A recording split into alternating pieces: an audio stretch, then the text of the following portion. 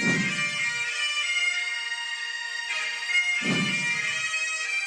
to that piece of lieutenant that's always on his podcast, bash us, him.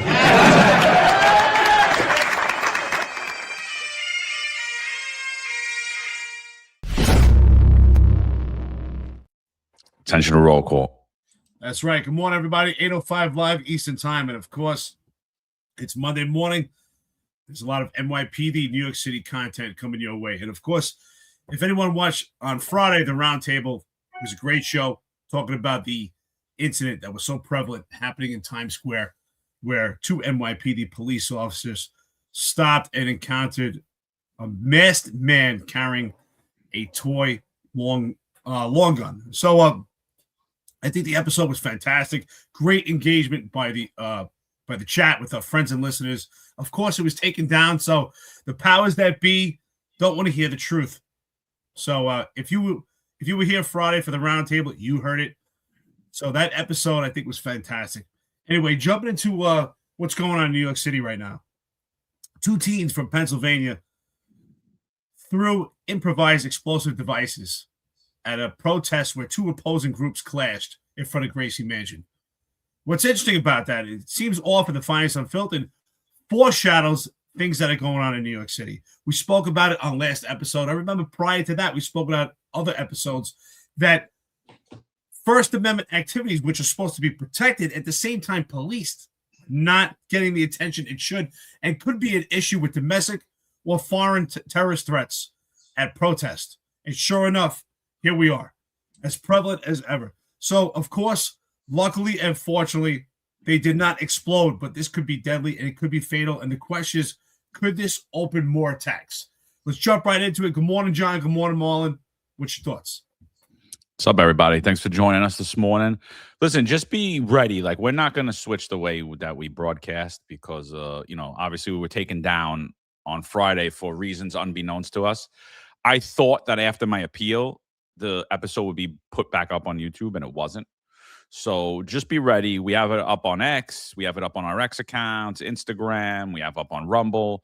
So, the show that was taken down on Friday is out on Apple, Spotify, all that stuff. But you're not going to be able to get that on YouTube. So I don't know. They denied the appeal. They didn't hit us with a penalty. But we're not going to change what we talk about and how we talk about. Friday's episode, actually in the weeks and months and even years leading up to the terrorist attack that happened over the weekend, we've been saying for a long time how exposed the NYPD is, how inexperienced the boots on the ground look, the supervision on the ground, how timid they are, and how the two most vulnerable issues that the NYPD has right now is them protecting people who are here illegally, who could potentially be bad actors, who could potentially engage in terrorism. And they're not cooperating with one federal agency in particular, ICE, which I believe and we believe on this network is your frontline defense against counterterrorism, right? Making sure that bad actors aren't in this country illegally. So not helping ICE, not cooperating with ICE, you're literally saying that's our front line. We're not engaging in counterterrorism.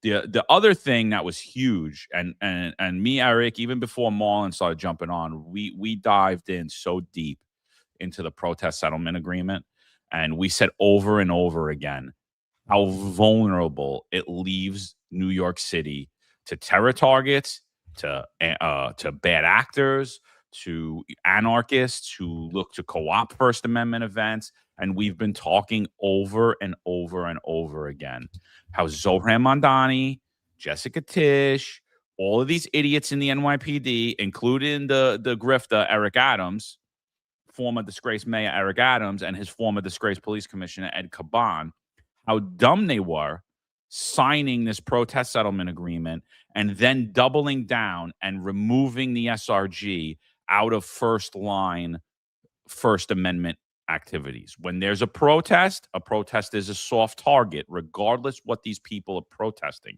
It's a large mass gathering of people. A domestic terrorist, a foreign terrorist could seek to take over that event. What we've been doing for the last 3 years is throwing community affairs there and removing SRG under the guise of telling the public, well, SRG was really built and trained and therefore counterterrorism. They're not out there to police First Amendment activities. And that's the exact wrong message, because the SRG was 100% built to police First Amendment activities. The CRC was built to police First Amendment activities. The entire Counterterrorism Bureau in the NYPD was built to police First Amendment activities, and every other soft target in New York City. So you've been left wide open. We're not going to change what we're talking about. We're going to get into what happened, what we think the holes and the gaps were, and what needs to be addressed and corrected immediately. So whatever that looks like, whoever gets offended, my number hasn't changed. Feel free. You're welcome to jump on here. You're welcome to tell us where we're wrong. You could tell me in private what you feel about it, but we're not going to hide from the truth, and we're not going to watch what we've been watching and allow our family, our friends, our loved ones to be left vulnerable because you're trying to build an optic or you want to hang on to a political narrative. So we're not going to do that. Thanks everybody for joining us this morning. Marlon, what's up, brother? Yo, good morning, fellas. Good morning, chat. Hope everyone's doing all right today. Yeah. Welcome to the Finest Unfiltered, where you get tomorrow's news today, or tomorrow's NYPD screw up we warn you about, and the job ignores it and comes back to bite them in the ass, right? So yeah, like John was saying, we had a good episode on Friday, and we were talking about, actually it's not just us too, because the Executive Perspective last week had a great episode where Inspector Layson and Chief Lukash spoke about the NYPD readiness, and they made some excellent points there. Excellent points. In fact, we put up a segment about it yesterday. So when you get a chance, if you have missed that episode, you can check that out.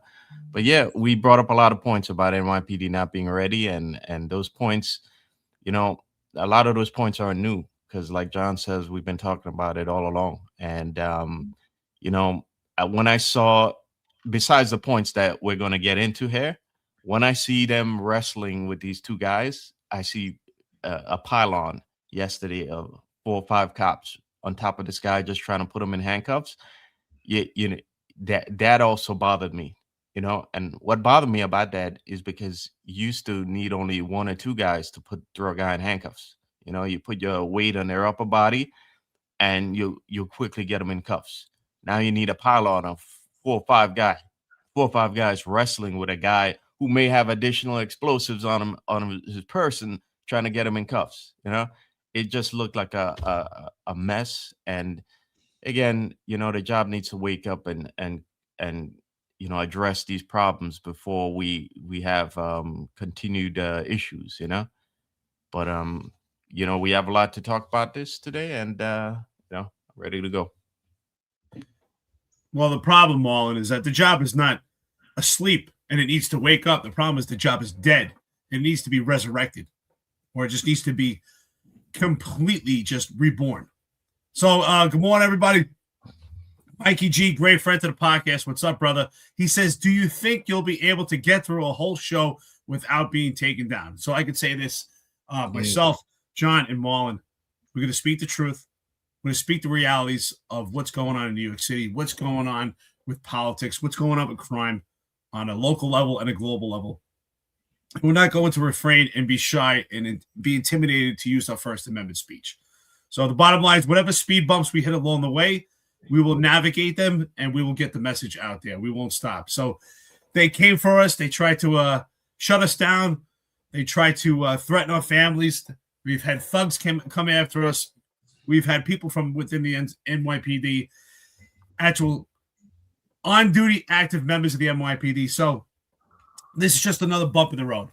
So with that being said, the reality of what happened at Gracie Mansion is extremely serious.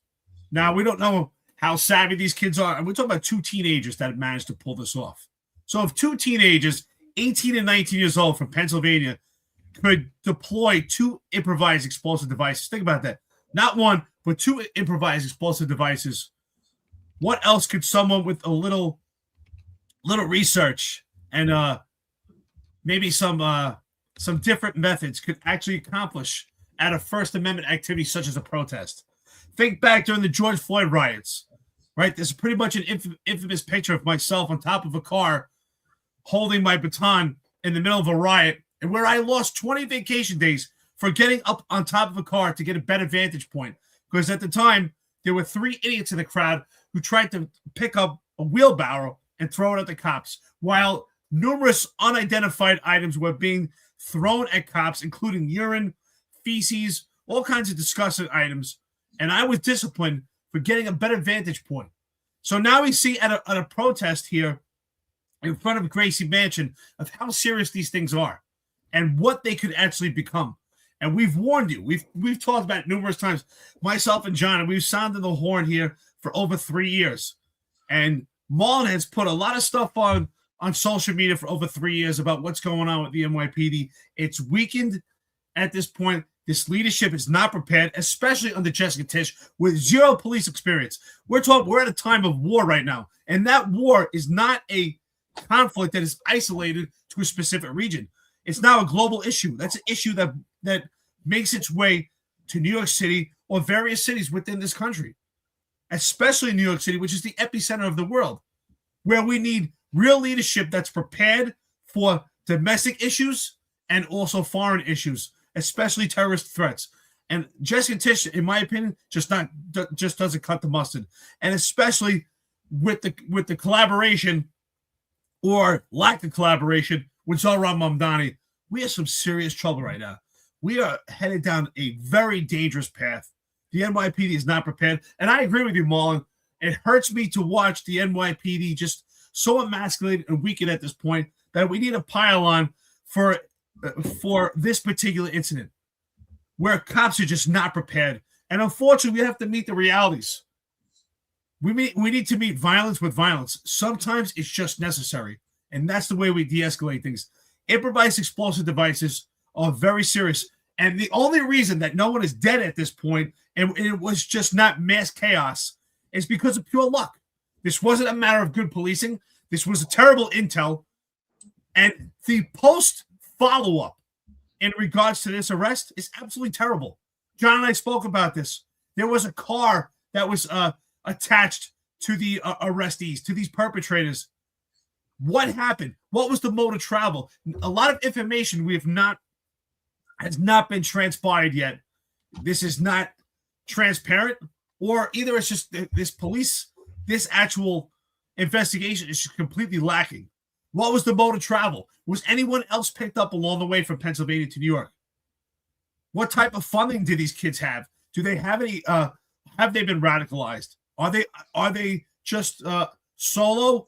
Are they actually attached to some type of group? We don't know. There's a lot of information we have not yet heard, and I'd like to know is what type of collaboration they have with the FBI. What intelligence have they gathered? A lot of information we have not gotten yet. This is some scary stuff, and these are the realities of what's going on right now at the time of war. So look, regardless of whether we're at war, we're not at war, whatever the threats are, I mean, New York City should be in heightened state of alert constantly. Soft targets should be guarded constantly. You know, we talk about it often how, practice over and over again. You do things right regardless of how many times you do it, right? You do it right so that it gets over and over again. That repetition builds in. So let's just start with the onset of the protest, right? So you have Jake Lang, known provocateur. I personally don't even believe that he's a Christian. I'm just going to let it out there. I personally believe he's mocking my faith, and I would love to take my 5 fingers right across his face. That's just me personally. That's just me. Like, I personally do not believe a word that kid says about anything. Not anything. And that's been for a long time with him. So this isn't anything new with my thoughts about Jake Lang. So I just Don't trust that kid whatsoever. I think he's a provocateur. I think anyone that's around him, I think you're pretty dumb. I think you're actually a moron. I think that you could very easily get led into a bad January 6th situation or something like that, following people like that. So that's one. He's been going throughout the country, stemming up violence and hate and rhetoric, and he's been doing a lot of stuff, not against terrorists, but against Muslims, right? He's trying to incite a holy war between Christians and Muslims. And so I don't know any Christian that, I don't believe he's a crusader. And I think that if you are a crusader, you would act nothing like him. I think, I personally, he looks like a castrated male to me. So I don't know what. So, but I'll get off Jake Lang. But he's coming to New York City. He's coming to New York City. We have the best counterterrorism apparatus you could have any police department in the world, right? And we should. We're heavily funded. There were numerous social media posts from Antifa saying that they were going to go to that event and they were going to get Jake Lang. You watched what happened across the country with every event this idiot went to. So you have him, and he had a small group of idiots with him, right? A small group of morons. So not a lot of people turned out because he really doesn't. He just does it for the headlines. He does it for the clout, right? And he probably does it for a lot of other reasons that I won't get into on here. But you know that this is going to be a very volatile situation, and you know that there are threats that they're going to take Jake Lang out. Your first line of setting up that detail is not going to be, let me look at the protest settlement agreement and see how I have to deploy my resources. Your first line of defense is you're going to properly staff that detail, and I don't believe it was properly staffed. One, we've seen these protests that have been co-opted by anarchists that nightly and daily turn into illegal riots, takeover of streets, takeover of sidewalks, takeover of critical infrastructure, subway, bridges. We've been seeing this every night since October 7, 2023. Every single night in New York City. We've been seeing it every night. And yet, what haven't we seen? I haven't seen a cop with a baton and a helmet, and I can't tell you how long. I haven't. I see SRG get called in after the insanity starts, but I see nothing done to deter the insanity. There's going to be the counter protest. Why would you put them in a position where they could get next to each other? If these two groups get next to each other, what's going to happen? Violence, right? So very simple. We staff a protest properly. We put the proper resources there. We have counterterrorism there in plain clothes, in uniform. You have them doing surveillance of both parties, of both the right-wing idiots and the left-wing idiots, right? You have everybody surveilled. You know that if anyone's reaching into a backpack, putting a backpack down, you have people watching it saying, get him, get that backpack, grab that guy, see what he's doing. You have plainclothes, undercovers, and you have a staff of arrest teams, the SRG, and you have your community affairs that could go there and give out waters and breath mints to both the groups, but they're not your first form of defense. And right when you're doing that, you're putting community affairs out there, you already set New York City up. You already set not only those protesters up to be harmed, but the rest of New York City up for a possible terrorist attack. We're leaving New York City wide open. Protests, again, Zohran, listen, protests, they are 100% soft target. Any actor, whether it's a domestic terrorist or a foreign terrorist or some maniac that's looking to do harm, they're going to try to do it at a protest because it's a mass gathering. It's going to cause mass casualties, and it's going to do exactly what we saw over the weekend. It's going to be national headlines all over the news. So start to wake up, and we'll go through the rest of that night. But initially, That is a failure on Jessica Tisch. That is a failure on Rebecca Weiner. The follow-up is then a failure on Joe Kenny, and we'll get into that later. But initially, them two failed miserably in the planning. And although I'll give kudos to Chief Edwards, and I'm sure we'll get into it later, for running towards certain death, him and his two sergeants, I'm also at the same time going to say that Chief Edwards failed to do his job that day. Because if I showed up at that detail, I would immediately called in more resources. I would have had SRG there from the onset. Nobody would have felt comfortable to reach into a backpack or light a improvised explosive device or go get a second improvised explosive device and run towards me and my officers and throw it over our heads. Because they would have felt that if they did that, they would be riddled with bullets before they ever did this. Yeah, you know what it is? I think we've just normalized, these protests that have gotten out of hand. I think they've been so normalized that guys at that detail just didn't think the guy was lighting up a homemade explosive. I don't know if they thought he was, maybe this guy's gonna throw a smoke bomb or fireworks or something, but it's just we've just come to normalize these out of hand West Coast style protests that. But I also think New York has a short memory because we haven't had a terrorist incident in here, a successful one since 2017 with ULA and the bombing of the Port Authority tunnel, and it's just we've had a short memory, we said before, like 60% of the job are like Gen Zers right now, they don't even think of it. They were born after 9/11, a lot of them, they don't even remember. And even if they were alive at that time, they were kids, babies. So they forget the atmosphere we lived in. They forgot the impact of 9/11. And so they grew up in a world where it's a post 9/11 world where they don't remember the immediate aftermath and the just how that changed New York City. But yeah, it's a complete failure, And what really gets me though is that when Tish put this up, I thought like what?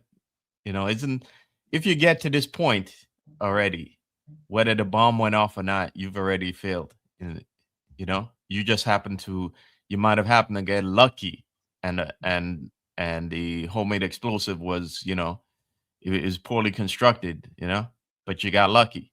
Okay. The whole point is when you're successful, you're not even getting to this point. Okay. Right. But yeah, I at least hope that this is a lesson that that they're gonna take heed of this week and going further, that they're gonna tighten up security at these protests. Now getting rid of SRG is a whole nother story because I don't know what they're gonna do now because now you have even more reason not to do it. Marlon, you're spot on. I mean, this isn't the bottom line is this is an epic fail, because if this was a dry run, and rhetorically speaking, let's say these were two fake bombs. I know it turns out it's not a hoax, and they're real.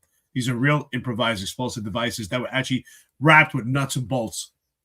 And if this thing actually did deploy properly, it would have killed many of these protesters, because those nuts and bolts, once they come out of that blast, they come out like they're bullets. So there's no doubt about it. This was an epic fail. And unfortunately, the NYPD has become far too reactive. And there was a time when it came to protests. There was a time within the NYPD when it came to details or any type of assembly where there's a mass amount of people or some type of event, such as parades. There was a time where the NYPD was proactive and intrusive, and they took action initially. And John and Marlon, I'm sure you remember when we used to police details and we used to police events, there was always too many cops than what was needed. And that was fine. We would be over prepared. And as the event would take place and the assessment was made, we would tail back and people would be sent home or back to the precincts as it was monitored. But unfortunately, right now, the NYPD will not admit that they don't have the proper amount of manpower. The boots on the ground are doing their job to the best of their ability. But the quality of policing that any municipality is going to get, especially in New York City, is going to be a reflection of the leadership. So if the leadership is a failure, the police response will be a failure. This is a complete failed response because there's no vision, there's no mission. The police officers, and I feel sorry for them, the cops have no idea what their mission is. And John, you brought up some great points. What was the mission statement to start out? Were the cops informed? Anyone with a backpack, take that backpack off. Search that backpack. Stop them. Check them. Are there checkpoints at these protests? Probably not. What we've seen these past 2 years under Eric Adams' administration, now into Zohran Mamdani, is these protests are free-for-alls, where people just run around doing everything that they want because it's a First Amendment activity. And John, you're absolutely right. What happened to when we take action to prevent potential attacks, preventative measures? That's what the NYPD used to do. If we have two potential clashing groups or opposing groups at a protest and a counter-protest, why would we allow them to be in close proximity? I mean, common sense would tell you don't have to be a mastermind in policing to know that that could turn violent. And ultimately, that's an impotent for the cops, and that puts them in a vulnerable position, as we see right now. These First Amendment activities are potential domestic threats and potential foreign threats. There's no doubt about it. This was a terrorist attack. This was attempted murder. There's no doubt about it, because if that deployed properly, those nuts and bolts would have shot out like bullets, and we would have had a mass amount of deaths. This is attempted murder. If there's any other charge, it's absolutely ridiculous. But we have to be prepared what's going forward. The NYPD has to be proactive and not reactive. This reactive response that we're seeing to protest, anytime that you're reactive, you're always a second behind. And the NYPD used to be 10 steps ahead. This is some scary stuff that we're headed to. So you guys brought up some fantastic points. There's no doubt about it, Marlon. This is disappointing. The NYPD is not prepared at all under this leadership. Jessica Tisch, being a billionaire heiress with no police experience, it's really starting to show its reflection more and more, especially now. We talk about the ultimate case of nepotism. She is the pinnacle case of nepotism herself, being in this position. And shame on people like Bill Bratton, who keep getting behind and telling you how fantastic Jessica Tisch is. This is absolutely scary. And the cops are the ones first and front line being put in this vulnerable position. Yeah. So again, just a reminder for everybody, like the reason that the NYPD no longer looks competent at protest is because we have incompetent politicians. New York City voters love to vote in incompetent politicians. This never was a cop. This anti-cop piece of garbage who should have faced criminal trial, he weakened the NYPD's ability to police protest. And so just because he did that, that doesn't mean that in extingent circumstances, like a chaos agent, a provocateur like Jake Lang is coming to New York City, we expect violence, we expect people to get harmed, we want to preserve innocent life. Doesn't mean that the NYPD can't circumvent this, but you need actual leadership. Not a DEI chief, not a Harvard-educated female who's never policed the streets in New York City, who's has a political patronage job because they want to play counterterrorism expert or police commissioner, whichever you choose. You need actual people who care about the safety of New York City residents, who understand what's happening on the ground and understand the gravity of the situation because they felt that pressure before. They haven't just watched it from a TV screen. They actually know what it feels like. They've been there. They've policed protests. They understand. They've supervised protests. And so this was Eric Adams at the announcement of the protest settlement agreement. where he basically put the NYPD into a place where they have to give a tiered response to protests. Now, a lot of people say here, well, this wasn't a protest. They turn into riots. Well, they turn into riots, but the bottom line is this.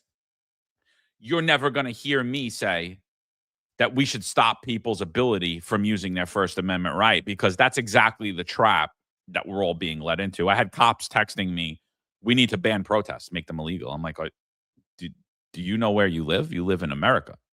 Like, where does that stop? No, I support people's ability to protest. I support people's ability to vocalize their words like we do on the show, do it peacefully and civilly. I don't support you stopping a business from allowing customers to walk in, stopping a woman from walking down the street with her child, a blind woman from walking down the block. No, I don't support that because that's not a protest. But telling people that they can't gather and they can't fight for their rights is the most anti-American thing I ever heard in my life, and I'll never support it ever. What I support is having a competent police department, and I support people that cross the threshold from First Amendment into illegal activity being placed in handcuffs swiftly and being brought to a mass processing center where they sit for 2 days and eat bologna and cheese sandwiches till they think it out before Alvin Bragg can give them breath mints and release their case, and some hack lawyer sues for a false arrest and the city of New York settles. Because that's what's been happening for the last 25 years. This isn't new. This isn't Mondani's New York City. This is your New York City. This is the New York City that we built over the last 2 decades. And it's failing, and it's disgusting that we've done this post 9/11.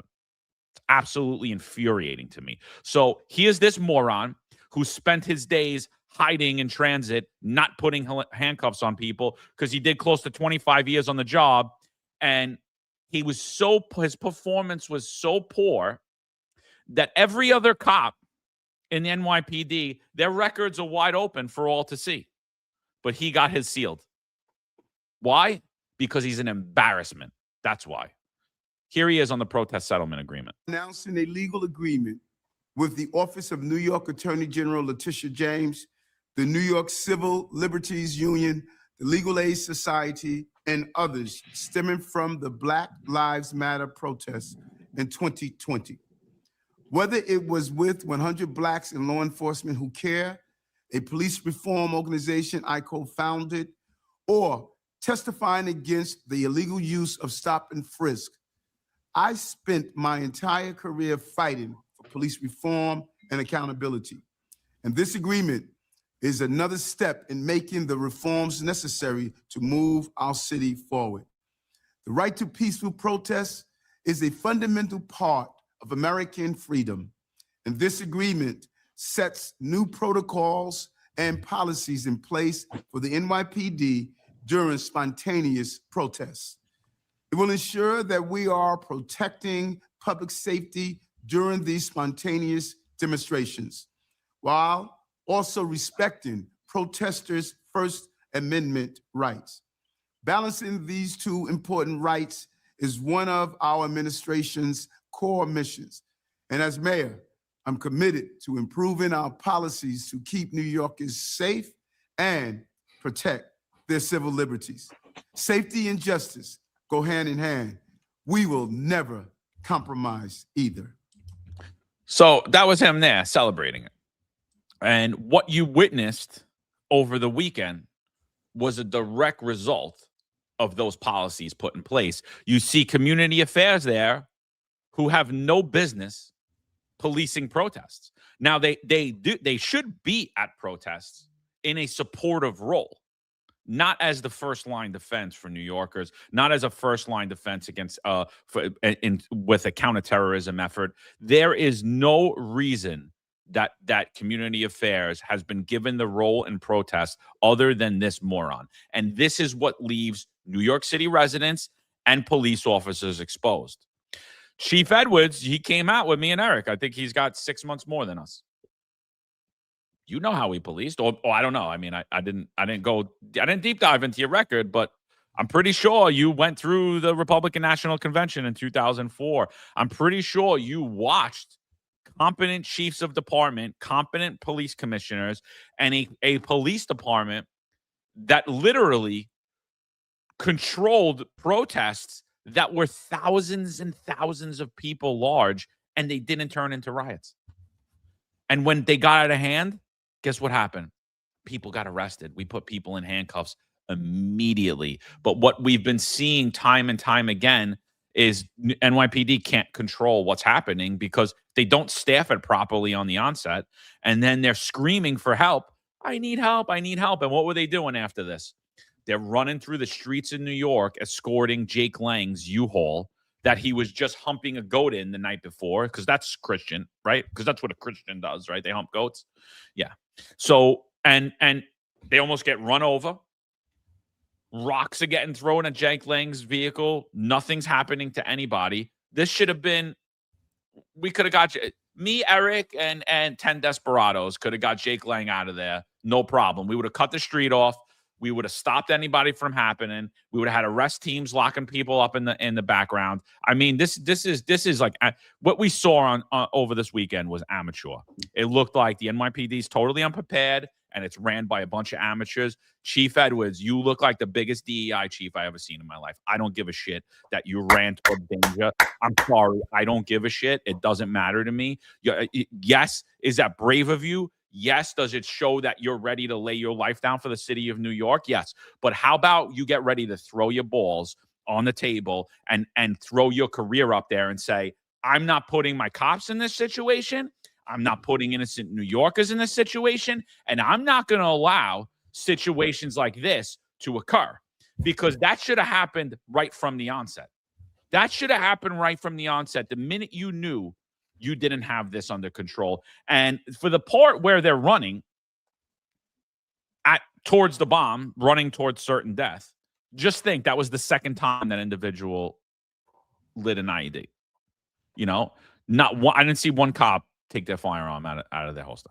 I didn't just so we're aware, somebody with an explosive throwing explosives at a parade, that is deadly physical force, and you are justified to open fire on them. And I'm not saying that you could, because obviously it's a protest and there's a lot of people there, but I just want a reminder to people that, like, that's not a taser situation. I just in case, because I know a lot of you guys like to reach for the taser when you're getting charged by a maniac with a knife, and you know, you get claps from the police commissioner who should be smacking you in the back of the head instead.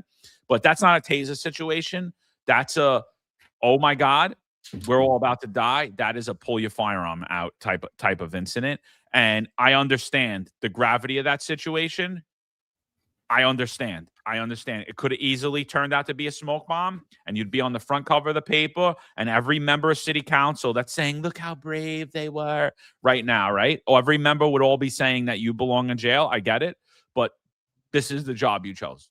This is the life you chose. This is what it is in the city that you chose. This is what New York City is. This is the New York City that we created.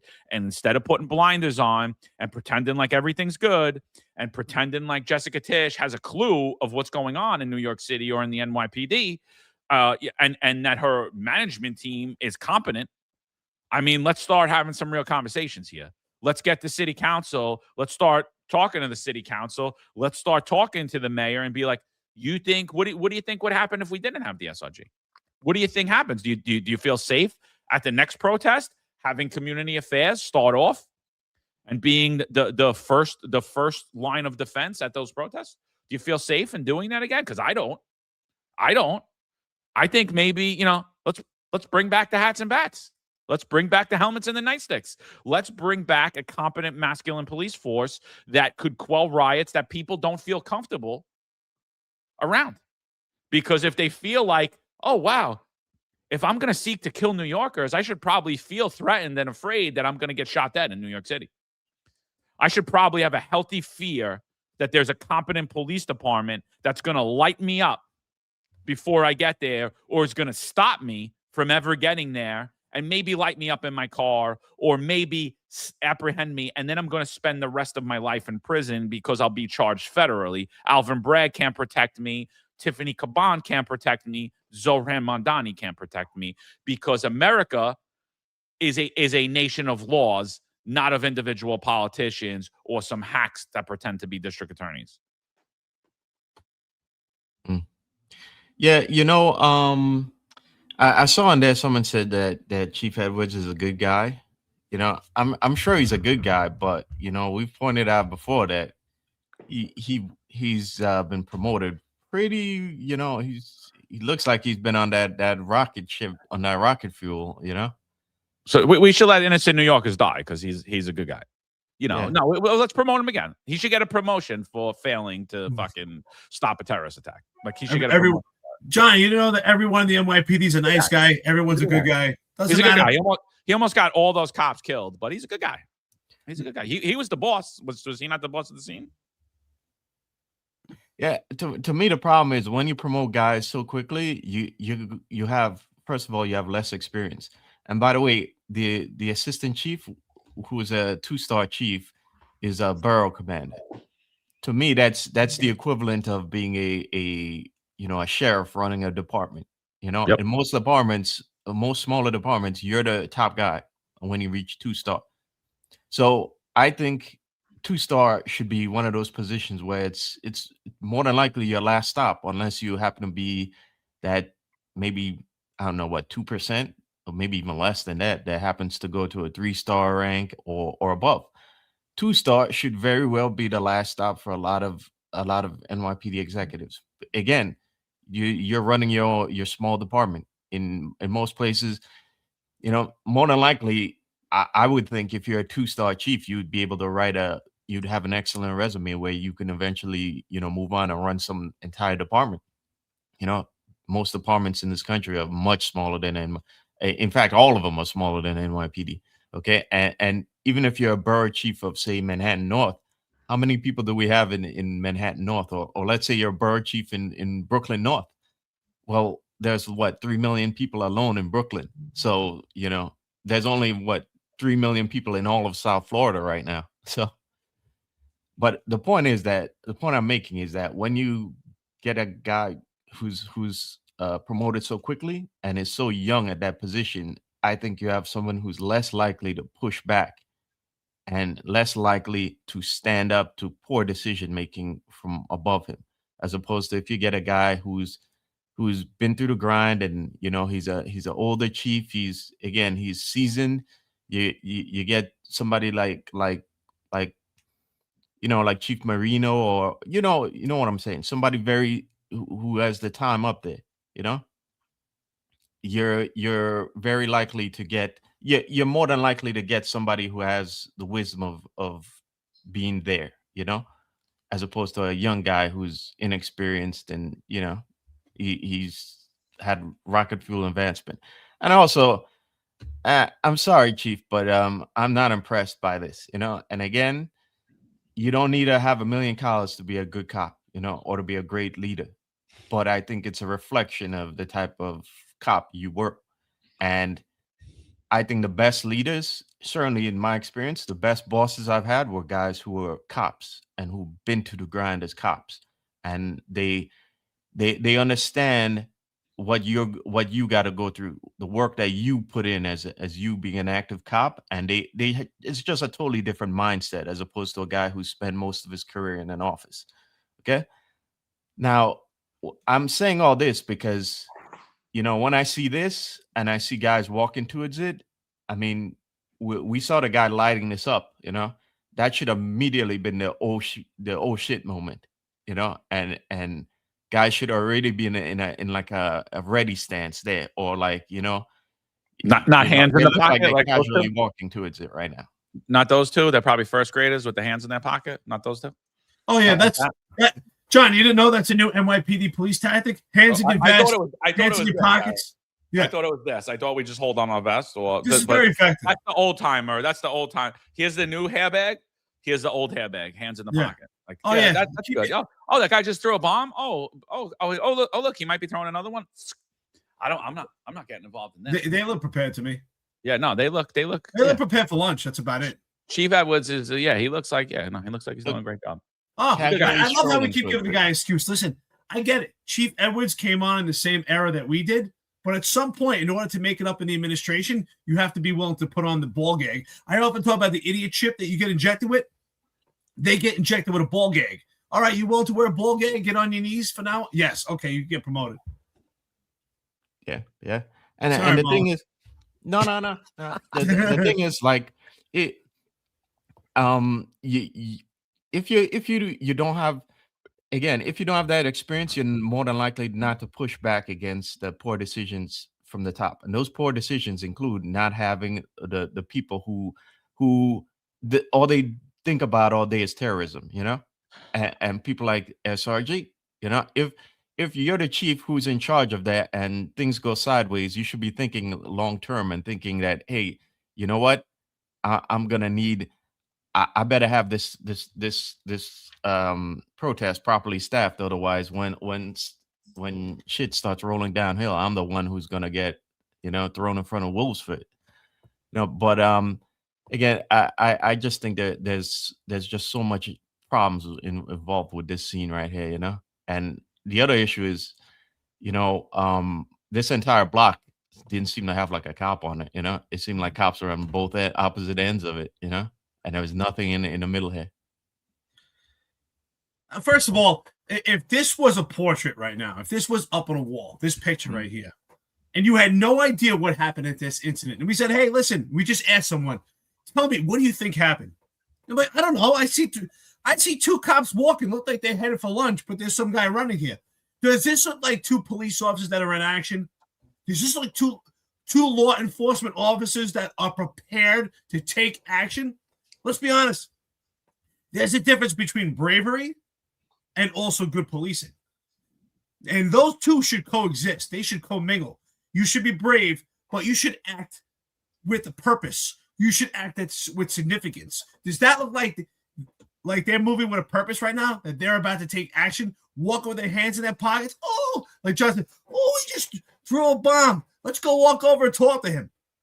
But I'm sorry, because Edwards is a good guy, because he gave you a transfer or he gave you something that you needed, and now he's a great guy. So God forbid that we could actually make a critique. If someone is a nice guy or a good guy, they would want you to make an honest critique, because this is not how our law enforcement professionals can take action. And that's why I said earlier, the quality of policing you're getting for the boots on the ground is a reflection of your leadership. And Chief Edwards is right here. That's your leadership. That is a failed response. That is not taking action. And I'm tired, John, Marlon, I hope you agree. I'm tired of this. And to me, this is a fill the gap for a lack of competence and a lack of ability. When Jessica Tish and everyone said, oh, look, they went towards the danger. You're supposed to. That is your job. I'm sorry. You should not get an extra medal. And everyone should be, saying, oh, thank you so much. That's your job. You are a law enforcement professional. Your job is to be a protector. While everyone is running away and getting shelter and getting to safety, you're supposed to be going towards the danger to take action. That's your job. And to me, John and Marlon, I hope you agree. I'm disappointed that we keep saying, oh, they went towards the action. They're so brave. They ran towards. You're supposed to. I'm sorry. You're supposed to. That's why you took an oath. That's why you went to train. That's why you wear that uniform. That's why you took this job. Because I always say in the NYPD, you don't get paid for what you do. You get paid for what you might have to do. Because let's be honest, it's a hard job, but it's not a hard lifting job as far as tasks. The tasks are not that difficult, but you get paid for what you might have to do. So yes, is it brave? Sure. But are they acting with purpose and action? And you're supposed to be brave. Yeah, exactly. Look at this picture here. Honestly, I'm disappointed by that. We often, and to me, that's a fill the gap moment. Where, oh, they're so brave, they ran towards it. Well, when they ran towards it, what did they do? How did they take action? How did he show and project leadership? What was the mission? What was the message to the cops at this point? This is absolutely ridiculous. Again, so reactive. I feel sorry for the cops because they are a reflection, and only the quality of policing that they can give is a reflection of their leadership. So can we start, sucking his, you know what I'm talking about when it comes to Chief Edwards? Oh, he's a good guy, a nice guy. Listen, maybe he is a nice guy. Maybe he is a good guy. But in this particular incident, this is an epic fail. And we have to be honest and give critique. And guess what? Good people make mistakes. Bad people make mistakes too. but because someone's good or they were nice, we can't critique them? That's absolutely ridiculous. We should critique them. And is that a response that we should have from a 2-star chief within the NYPD? Just walking gingerly towards someone that threw an improvised explosive device while we're at war? And as John said earlier, you're right. It doesn't matter at war. We're talking about a soft target here. First Amendment activities are soft targets. And we don't harden a shell with more. We don't harden a shell by protecting soft targets with soft personnel. And this idea of sending community fairs to different incidents to have them be the protectors, absolutely ridiculous. John said they should be supplemental. Absolutely, I agree. Community fairs should be supplemental or be there for post follow-up, but not for taking action during the thick of things when violence has erupted. There's no doubt about it. What those 2 teenagers did was an act of attempted murder.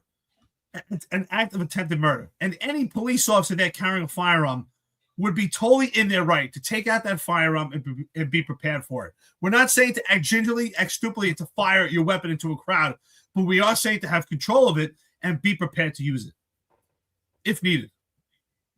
Okay. By the way, that sergeant kicks it. That picture you're looking at, which goes to my point that they thought this was like fireworks, or a smoke bomb. Dude, honestly, like it's really scary, bro. It's really, really, really scary. So, like, here's the thing. Like, Chief Edwards is going to get lauded as a hero because of this. And he should lose his command over this.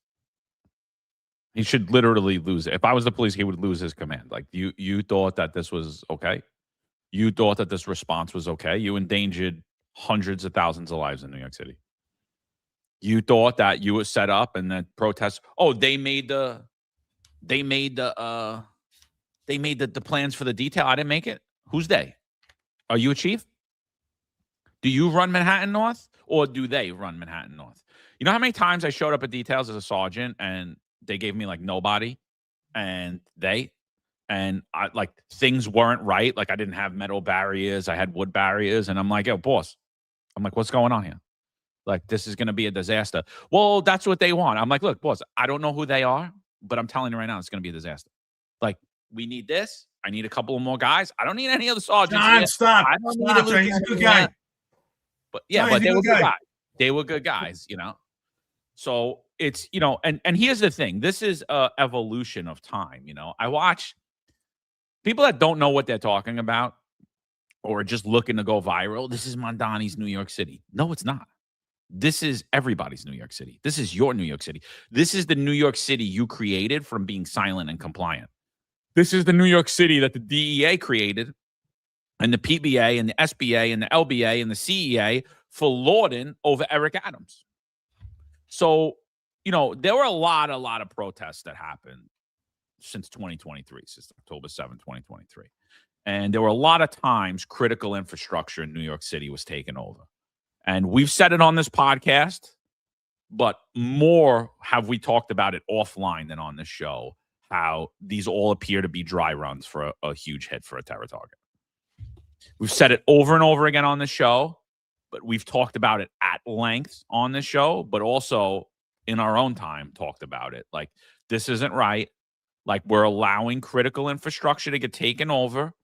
They're testing our responses. It's clear as day. The NYPD is not prepared. They need to back out of this protest settlement agreement or have the courage enough to, someone was critiquing what did I say? Exigent, when it's exigent, 100% right. They need to have the courage enough to say that it's exigent circumstances, that lives are in danger, and they can't follow this protocol of having a community affairs police protest. I mean, this was the stupidest thing. For those of you that haven't read the protest settlement agreement, you have to read it because it leaves you vulnerable to terrorist attacks. It leaves you vulnerable to anarchists. It leaves you vulnerable to violence and death. And it removes the NYPD's ability to police them properly. That's not just a reflection of Zohran Mondani. That's a reflection of Eric Adams. That's a reflection of Bill de Blasio, who came before him, and all of those city councils and the ACLU. And it damn sure is a reflection of Jamani Williams and Letitia James, who've been there the whole time, pushing all this garbage, you know? So here's Eric Adams when he now gets asked about why the NYPD no longer looks like the NYPD of yesteryear, right? You know, and again, it changed under Bill de Blasio. It just didn't change on paper under Bill de Blasio. It changed on paper under Eric Adams after October 7th. This is how stupid he is. You know, the big anti-Semitism grifter changed after that. You know, so we saw in 2020 a significant shift right at the height of the Black Lives Matter movement at the way we police protest. Unorganized, hesitant, legal calling the shots, rookie legal analyst calling the shots. Like, what is happening here? Why is a chief why is a chief with 35 years taking direction from a kid with 6 months on in legal? What's happening here? Like, what are we doing here? You know, and I, you know, and during that whole time, you know, I should have known that was the end of my career in 2020. I should have known like it was coming. I didn't. I just didn't want to accept it. I'm like, no, I'm going to move up the ranks and I'm going to change this stuff. I'm going to change this, you know, but I should have known right then and there in 2020. And we all should have known right there in 2020. That was the end. Like, this is the New York City they want. They do not want competent people. They don't want people with experience, and they don't want people that could stop the chaos from happening. But they want more of it.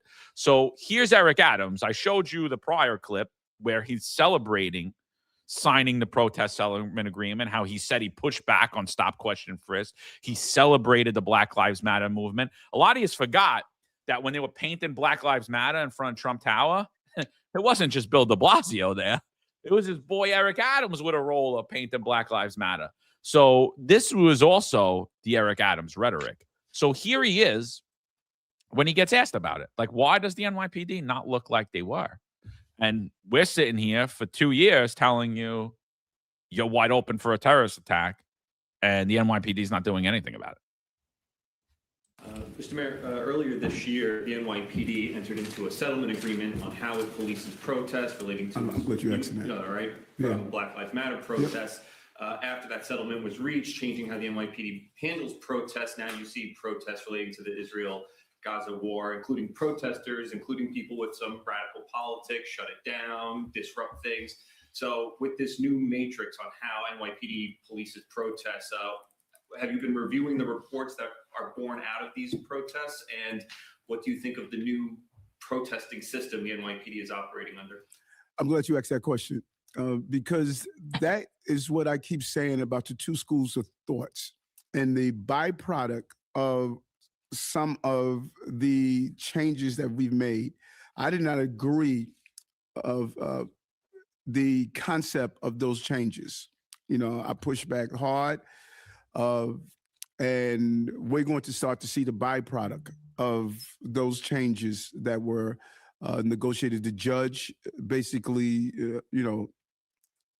said y'all need to come to an agreement. I don't believe that people should be able to just take over our streets and march in our streets. I don't believe people should be able to take over our bridges. I just don't believe you could run a city this complex where people can just do whatever they want. And the decision that came out of that agreement, I thought it put us on a very troubling direction. And now you're seeing it.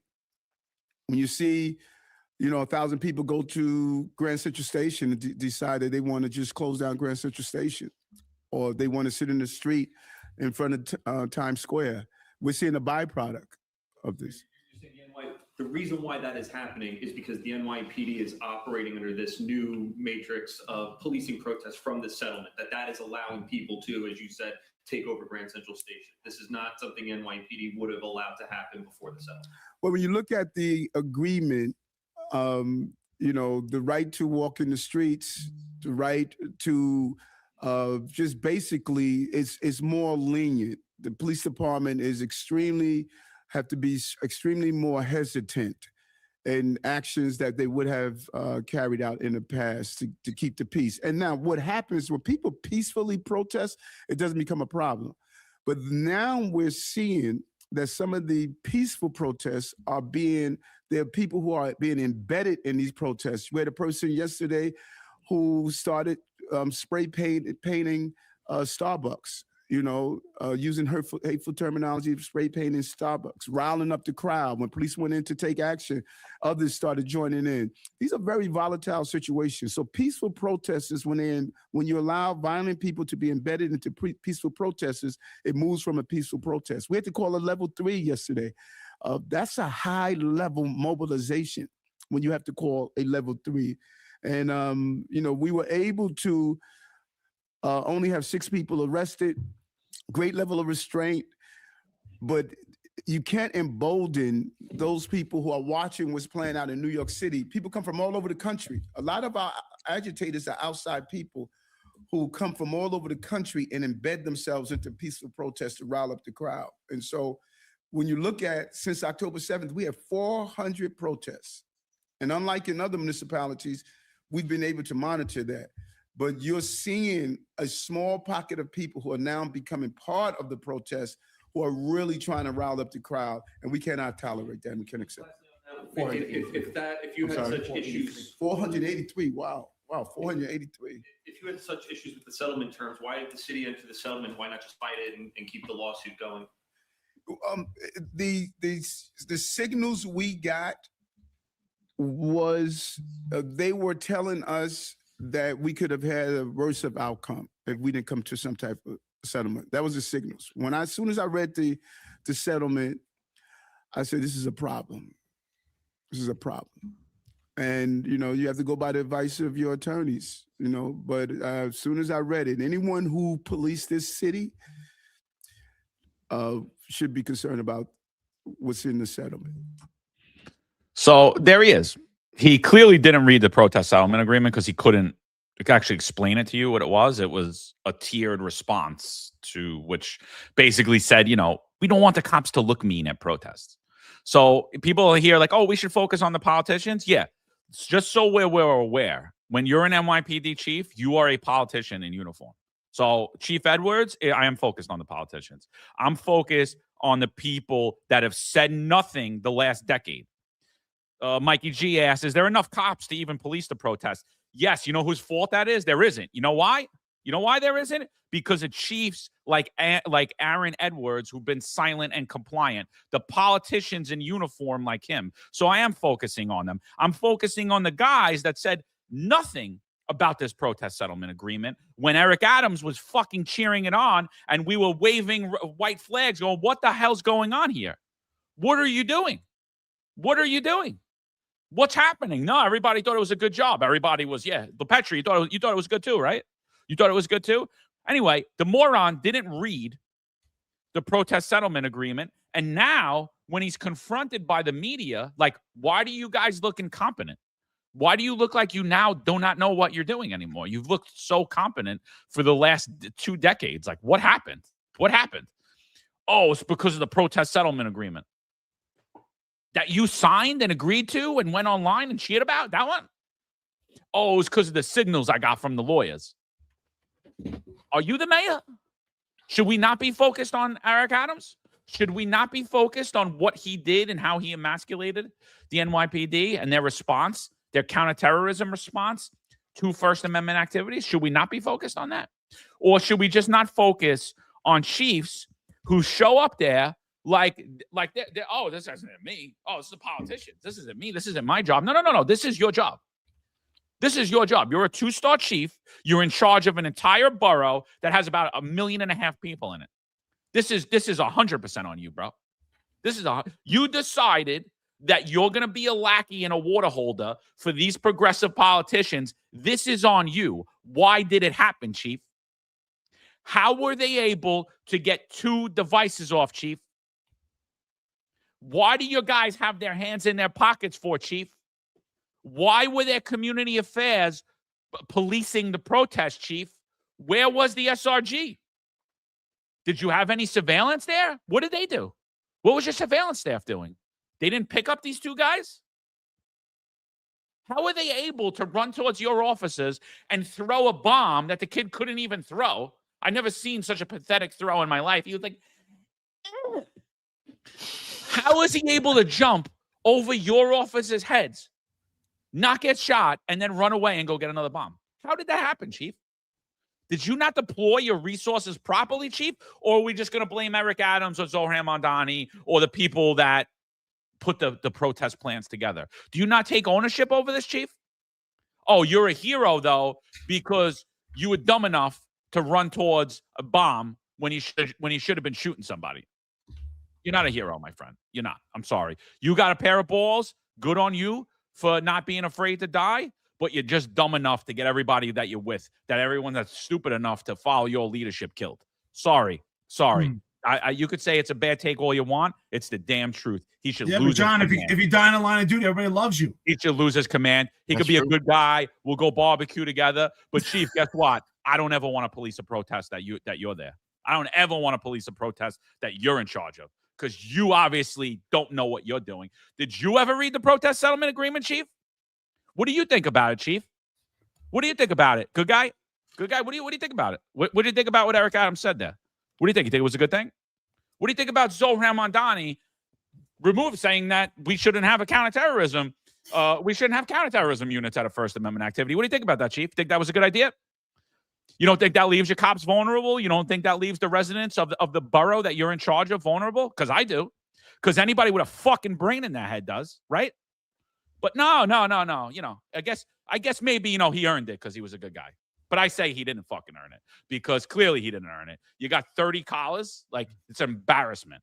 You came out in broken windows and you got 30 collars and you're a fucking 2-star chief flying through the ranks. Clear as day why your guys are running up and kicking a bomb. That could have killed and named everybody at that protest and innocent lives in those buildings. Yeah, sorry. I just want to say, Marlon, before you go, I just want to say, John and Marlon, we were supposed to do a segment about stupid stuff by city council every week. We need a segment of who's the good guy of the week. You know, because he's the good guy of the week. Good guy, He's a good guy. Because everybody, you know what? You know what's amazing to me? Nice guy. Not good guy, nice guy. The NYPD has the nicest guys in the world, apparently. Every time you critique somebody, but that guy's a nice guy. I tell you, they have the nicest people in the entire world. Chiefs aren't in charge of details anymore, Eric. It's no. It's the politicians are creating the blueprints for the details now. I didn't know that. I didn't know that Zohran Mamdani knew a fucking thing about police. That's why, John, that's why I'm glad you mentioned that. I hate that too. Anytime I had a detail or a situation where a high-ranking chief is telling you, they want this, and who the hell is they? Who are you? Yeah. You're there with 2 stars on your shoulder. Call them back and tell them to fucking do this. Like, are you serious? You know what they is? They is the people that are holding their balls. Yeah. So we're the ball gang, so you don't have to talk about they. But that's okay. Marlon, Edwards is the nice guy of the week. So put that. We'll have to add that. We got the good guy of the week. Maybe I'll have to come out with a meme about that. We'll see. Yeah. Where do I start on this? I said it before that again, the problem with when you promote guys so quickly, I think the reason why the NYPD can even do that is because they've removed agency from these guys, and they've reduced being an executive to like a paint by numbers, where all you're doing is you're waiting for instructions to come from one PP and then you're carrying them out, as opposed to making any sort of decisions on your own, and feeling like you're the guy actually in charge. And that's how you get a guy with 22, 23 years who's an assistant chief now, which is, again, that's kind of crazy to me. But I don't know if you're gonna play it, John, but if you see the video of when the guy first throws the first device and the device lands in front of community affairs, everybody's just standing around and they look at it like it's the most New York response you'll ever see. Okay, the object lands in the middle of them and they're just looking around for a couple of seconds, and then they realize, oh shit, maybe we should do something about this. Maybe I should move away from it. Oh shit, I'm the police. Oh shit, I'm. Oh wow, I'm a first grade detective. Oh, I'm a chief. Yeah, it's like guys, we've just so normalized this. Normalize these chaotic protests where people don't think it's anything if a protester has an object in his hand, okay, and he's in a throwing motion, okay, we don't think anything of that anymore, screaming Allah Akbar. Yeah, And that goes back to, again, the snowball incident, why that is a problem. Because now you see, look, he's throwing an explosive device, and it's like it's normalized. Oh, he's throwing something. Nobody thinks that it could possibly be an explosive device, and that is a huge problem. Because had we been policing protests properly, that guy, first of all, would know that, there'd be more of a fear of God in them to pick up an object and throw it, regardless of what it is. And I also think that more eyes would have been on him the minute he starts getting in that throwing motion, or the minute he has an object in his hand. Okay. And again, that goes back to the little things that the NYPD doesn't do, and how when you have enough of these little things, it leads to much bigger problems, and that you need an approach where we have to solve all these individual problems in the NYPD, okay, before they get to even bigger issues. Okay, once we start okaying guys throwing snowballs at cops, and we're normalizing these protests that become chaotic, and guys picking up objects in their hand, it's normal now. I was gonna say some other things about Wait, just so you know, they're at a press conference right now, lauding the chief and the sergeant. Just so you know, because let's debunk this. They're doing a great job. They did a great job. You know what? Like, should we go to the press conference? Let's go to the press conference. Let's go to it, brother. Let's do it. Let's go to the press conference. Let's I'm gonna, from now on, I'm gonna keep my hands in my pockets at all times. No, yeah, you did a great job, Chief. Let's hear how heroes they are. I want to hear how, it's great. You almost got half of Manhattan blown up. You knew nothing what you were doing. You did a great job. We're gonna make you be a hero. Yeah, but he's brave. He went towards danger. Here we go. Let's go right to the press conference. We continue to be kept up to date as to what was going on both in the midst of the protest, in the aftermath of the protest. And we also wanted to ensure that we were able to address New Yorkers directly and clearly with all of the facts as we had them, especially given how fast moving this has been. Wanted to ensure that we had all of that together. Thank you. We'll go to Catherine, CNN. Hi, good morning. Wondering if prior to the protest, there was any credible threats online from these individuals, anything that you could see from their social media presence, anything like that leading up to it, that you'd know that they'd be traveling from Pennsylvania to attend this? Again, preliminary investigation, and you're going to learn a lot more as the complaint is unsealed, but nothing at this time that would have suggested that. Oh, nothing except one more question. Emma, go ahead right here in the front. She's a nice lady too. Yeah, she's nice. Has the team finished going through the devices of the two men associated? And also, is there anything known about a possible third individual who was with them? Those devices are currently being investigated. So that process is ongoing, and we have no information about a possible third individual with them at this time. Woo! Thank you guys so much. Wow. Wow, it takes a lot of intelligence to come up with that answer. Ooh, that was impressive. Wait, let's go. Should we go back to the beginning of this? I was really impressed by that, John. They didn't do an investigation on the devices. Are you really? Wow. Hey, Mike Smith, good thing you retired, brother, because they got some real impressive people out here. They do an investigation. Oh, wow. Great. Let's go back to this. Let's hear from the mayor, who hasn't said a word. And it took him over 24 hours to even put out a bullshit tweet, not even call it a terrorist act. Let's call it from the police commissioner, who still hasn't. Maybe she'll label it a terrorist act yet. I don't know. Let's see. Let's hear what she's got to say. Let's hear. But we got heroes here. They did a great job. They're not incompetent buffoons at all. Well, at least they wouldn't have gotten their hand blown off because they had their hands in their pockets. Yeah. I love the new I love these new press conferences where they walk up first to give the dramatic effect. I love it. Yeah, I saw that yesterday. Yeah. You need a good opening. He was a rapper, right? So he's got a little swag to him. They should play the Law and Order theme. They should play Benny Hill. Hey, LePetra, you did a great job too, bro. Good morning. On Saturday, a protest was held outside Gracie Mansion, where I live with my wife, Rama. Neither of us were home at the time. This was a vile protest rooted in white supremacy entitled Stop the Islamic Takeover of New York City. I'm the first Muslim mayor of our city. Anti-Muslim bigotry is nothing new to me, nor is it anything new for the 1 million or so Muslim New Yorkers who know this city as our home. While I found this protest appalling, I will not waver in my belief that it should be allowed to happen. Ours is a free society where the right to peaceful protest is sacred. It does not belong only to those we agree with. It belongs to everyone. I will defend that right every day that I am mayor, even when those protesting say things that I abhor. Let me also be clear about something else.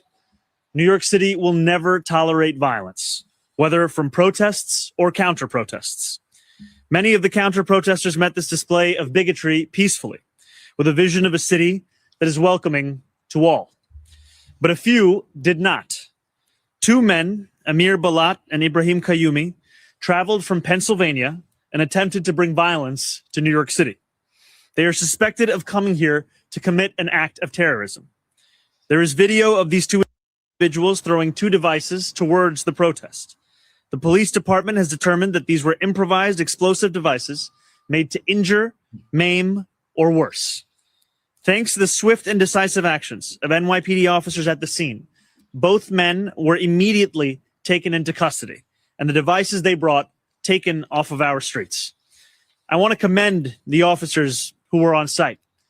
They faced a chaotic situation that very quickly could have become far more dangerous. NYPD Chief Aaron Edwards and Sergeant Luis Navarro ran towards the danger so that others could run to safety. They are here with us now, and I want to thank them today publicly as I did yesterday privately, and to thank the dozens of other officers who responded without hesitation. That is courage, that is selflessness, and I'm deeply grateful to both of them and to every member of the NYPD who works every single day to keep New Yorkers safe. As the NYPD continued their investigation yesterday, they found a third suspicious device in a vehicle on East End between 81st and 82nd Street. Out of an abundance of caution, they conducted a number of limited evacuations of nearby buildings before removing the device from the area. Once the device was removed, those evacuated were allowed to return to their homes. I am grateful for their continued work to keep New Yorkers safe. And let me say this plainly. Anyone who comes to New York City to bring violence to our streets will be held accountable in accordance with the law. As this case continues to develop, I will remain in close contact and communication with our police commissioner. I want to say thank you once again to everyone who acted on Saturday to protect their fellow New Yorkers and to uphold the values of this city. Now, I would like to invite Police Commissioner Tisch to say a few words. So he never calls it a terrorist attack. And before we listen to this failure of a police commissioner, I just want to address a few comments in here, and then you guys too. People are saying that we're judging the scenario based upon a few photos. We're absolutely not. We're judging the scenario based upon what we witnessed in numerous videos, what we've heard from boots on the ground, and units that should have been there and weren't there. So you don't know what you're talking about. This is a clear, and what was the chief supposed to do? What the chief was supposed to do was ensure that that never happened and that there was a proper response to that protest that was certainly going to escalate, because unlike what you heard from Rebecca Weiner, all across social media, violence was expected here. Maybe it wasn't those two specific individuals. Maybe because that was a horrible question from the reporter. Did you have information that those two specific terrorists were going to go from Pennsylvania and go to New York City? No, we didn't have that. No, but you had plenty of cues that there was going to be a lot of violence here. And even if you didn't, aren't you the New York City Police Department? You don't know what happens when Jake Lang goes somewhere? You don't know that he's there to incite violence? You don't know that? So, look, it's fine. You guys could disagree. It's fine all you want. It's fine. Tell your friends to go work for Chief Edwards and to go police a detail like the one he put together. And that's it. Send them to their certain death. That's good. I'm not going to do that. I'm going to say that he should be removed from his fucking command because he failed miserably. He failed. Jessica Tisch failed. Rebecca Weiner failed. Edwards failed. Simple. LePetri failed too. Where was he yesterday? Was he busy? Oh.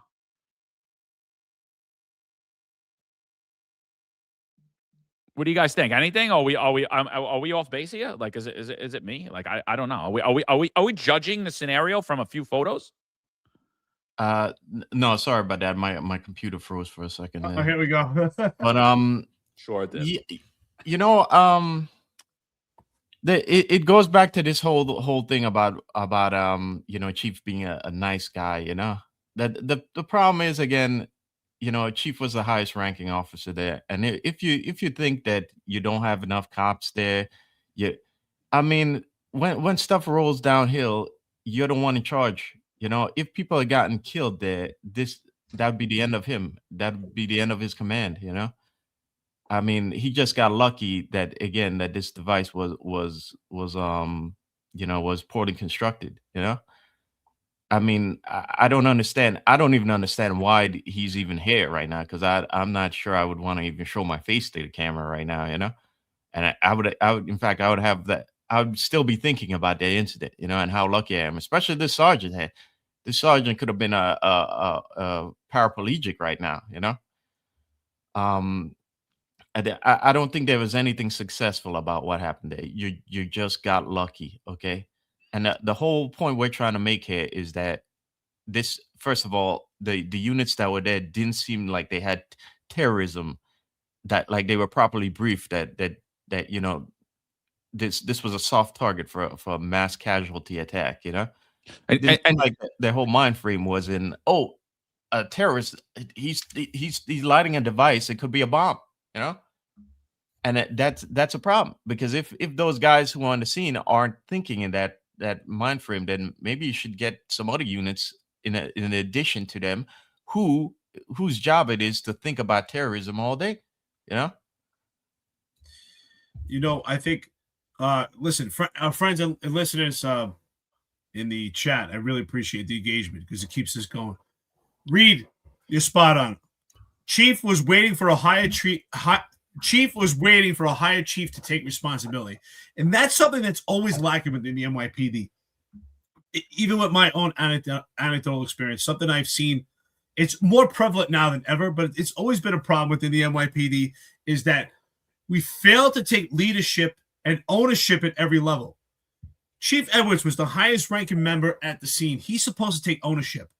Every rank at every level, from the sergeant to the lieutenant to the captain, all the way up to Chief Edwards, is supposed to take ownership and responsibility for what they're doing, what's below them, and what's above them. Because there's an art and there's an ability to lead people below you, but also to manage the people above you. So everyone has to take ownership at every level. And Chief Edwards can't be looking to the people above him for direction and significance at that point. You are the highest ranking member. You're supposed to take ownership for that scene. And the quality of policing, as I said before, is only going to be as good and a reflection of Chief Edwards. So it's an epic fail. We should not be bragging about this.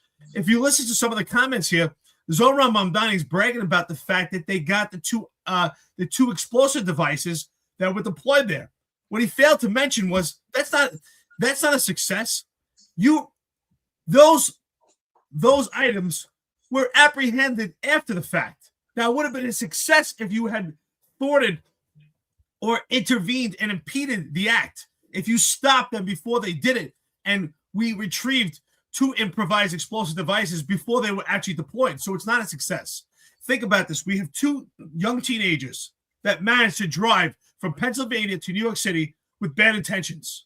What type of social media apparatus? I find it hard to believe that there's no social media interaction between these 2 teenagers. One thing I learned about perpetrators and subjects throughout my career is people love to talk, especially young teenagers. I find it hard to believe that an 18 and 19-year-old did not transmit any information or something that was of valuable intelligence. They drove to New York City. What type of footage do we have of them driving? It's pretty much impossible to enter any borough in New York City without having your picture taken. Was there anyone else in the car? Did they stop at any banks? Did they stop at any stores? What did they do before they got there? Who did they interact with? This is information that we did not receive. So either they're lacking the intelligence or they just don't want to tell us because it's an epic fail. This is two teenagers that managed to pull this off. They got to that protest where there's two clashing opposing groups and managed to deploy those improvised explosive devices. This is not a time that we should be boasting and talking about the great job. What we should be saying is obviously we failed. And the only way to do better is by giving an honest critique. And that's where true leaders would care and say, listen, we failed. Now we have to go back to zero. We need to do a post follow-up and figure out, how do we prevent this from happening again? How do we prevent this from happening worse? And we told you it was just last week. It was snowballs. And I said, what's next? Next it's bricks. Next it's bottles. Apparently it was improvised explosive devices. And Marlon said that. We've gotten way too comfortable. This NYPD is no longer intrusive because of the leadership, where people deploy items, people are running amok at protests, and we're not making observations anymore. We witnessed two law enforcement professionals in Times Square gingerly approach a masked man with a toy firearm. Turns out to be a toy, but with no knowledge at that point. We are walking gingerly. We're not being intrusive. We're not prepared for violence. When I say we, I'm talking about law enforcement professionals from the NYPD are not prepared. This is not a response that they should be bragging about. This is a failed response. I think it was what's his name, John or Jake or someone here, Jason, who said, "Ask me why am I getting triggered?" Every one of us should be triggered by this response. This is not affecting just an isolated incident. This is affecting the entire New York City. This is affecting the entire nation right now because all eyes are on New York City right now, what their response is and what could happen right now by potential terrorist attacks. This is an epic fail that no one here called it exactly what it is. This is attempted murder. This is a terrorist attack, whether it's domestic or foreign. This is a terrorist attack at the scene. This is a failure. This is not a success. You can be a hero and still be dumb at the same time. And Chief Edwards approaching someone who's throwing an improvised explosive device with his hands in his pocket is a reflection of a failed response. You're supposed to have your hands out and ready and giving direction and communicating and being prepared. So being a hero and being brave is not the same as acting intelligently. You can act intelligently and be a hero at the same time, but you can also be a hero and act stupidly and have a dumb response. This is a failed response. And the fact that the NYPD is always trying to brag about an incident shows the lack of leadership, shows the lack of care. They should completely say right here, we failed, and we are going to get back to zero. We're going to meet and debrief and do a post follow-up and figure out how this doesn't happen again. So Chief Edwards, you are a reflection of every police officer in the NYPD right now. Your hands should be at the ready. They should not be in your pockets. No, look, it's the bottom line. And you're 100% right that we're triggered. I'm 100% triggered. I'm 100% triggered. I have friends working there. I have family in the city right at that moment in time. You're damn right I'm triggered. So I don't give a shit. I don't care who it is. I don't care if it was my father, I'd be saying he failed. You know, and look, I'm not looking for them to come out here and say that we failed. I'm not looking for that. I'm not looking for that at all. But I'm looking for, don't come out here and say what a great job you fucking did either, because you absolutely didn't. And the sergeant, too. The sergeant, I guess, is Edwards' driver. Patrol Borough Manhattan North, came on the job in 2015. Patrol Borough Manhattan North, Deputy Commissioner of Public Information, 9th Precinct, Midtown South, Patrol Borough Manhattan South, Community Response Team, Patrol Borough Manhattan Safety Team, 7th Precinct, Manhattan South Blast Team. So he's been to 9 commands. 9 commands in 10 years? Wow. He must have been real experienced in all of those. Yeah. 9 commands in 10 years. That, you know, I guess that's why you thought it was a good idea to kick a bomb. Rocket fuel. I guess that's why you thought. So he's just basically Kaz Daughtry who could pass the sergeant test. Or maybe we just dumbed down the sergeant test enough so that he could pass it. I don't know. Maybe, I don't know. I don't know. I didn't get the transfer throughout my career every year for fucking the first 10 years. See, John, but you don't understand. It's okay. It's okay because he's a nice guy. So even, you know, if 1,000 people died, he's still a nice guy. That's all that matters. You know, one battle after another. John, I don't think you got the memo. Proactivity is frowned upon. Proactivity is not, look, we're not telling you to go out and shake trees and get guys with a bag of coke in their pocket. We're not telling you to do that at all. We're talking about keeping New York City safe. Again, if this is the response from the NYPD, defund them. They're inept. they're feckless, and they do nothing. What'd they do? They failed. And you're going to sit here and pat each other on the back? I can't wait to hear this. What's the chances? Does she say terrorist attack? What do you think? I say no. No. There's no What do you way. think, Eric? Does she say terrorist attack? I put my money. Absolutely not. All right, let's roll the see. tape. Prove us wrong, Jessica. Prove us wrong. Thank you, Mayor. Good morning, everyone. First, I will tell you that we are not at liberty to discuss many aspects of the ongoing investigation at this time due to the pending prosecution. The suspects here, Amir Balat and Ibrahim Kayumi, are going to be prosecuted in federal court here in Manhattan, and a complaint will set forth criminal charges and the factual allegations supporting those charges. After that complaint is made public, which I expect to occur later today, I will be able to say much more about the investigation and what we have learned in this case. But it is crucial that we respect that process and not get ahead of it. That being said, I can confirm this morning that this is being investigated as an act of ISIS-inspired terrorism.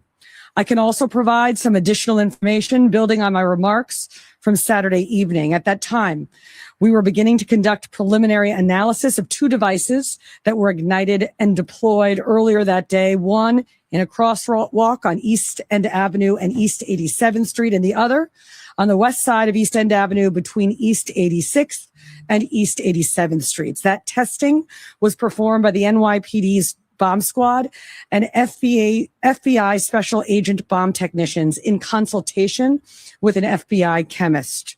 Preliminary test results determined that these were not hoax devices nor smoke bombs.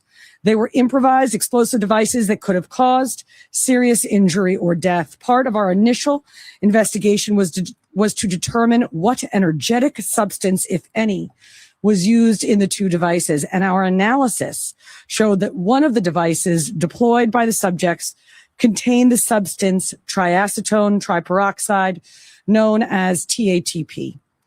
Now, TATP is a dangerous and highly volatile homemade explosive that has been used in IED attacks around the world. Our bomb squad then rendered safe both devices.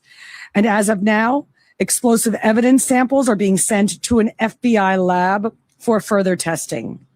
Our investigation also led our detectives to a vehicle that was tied to the suspects. And yesterday afternoon, patrol officers found that car, a black 2010 Honda with New Jersey plates on East End Avenue between East 81st Street and East 82nd Street. Using a robot, the NYPD's bomb squad was able to find another possible suspicious device and materials inside the car consistent with the first two explosive devices, and the area was immediately frozen and cleared. A limited evacuation of certain floors and certain nearby buildings was conducted while the officers secured the vehicle and removed this third device, which was transported to Rodman's neck for further testing. This third device tested negative for explosive material. Once the scene was secure and deemed safe, residents were allowed to return to their homes. Now, we have been in a heightened state of alert in New York City since the start of hostilities in Iran, and we remain in that posture today. We will continue to deploy additional counterterrorism resources throughout New York City, including heavy weapons teams, K-9 units, aviation, and more.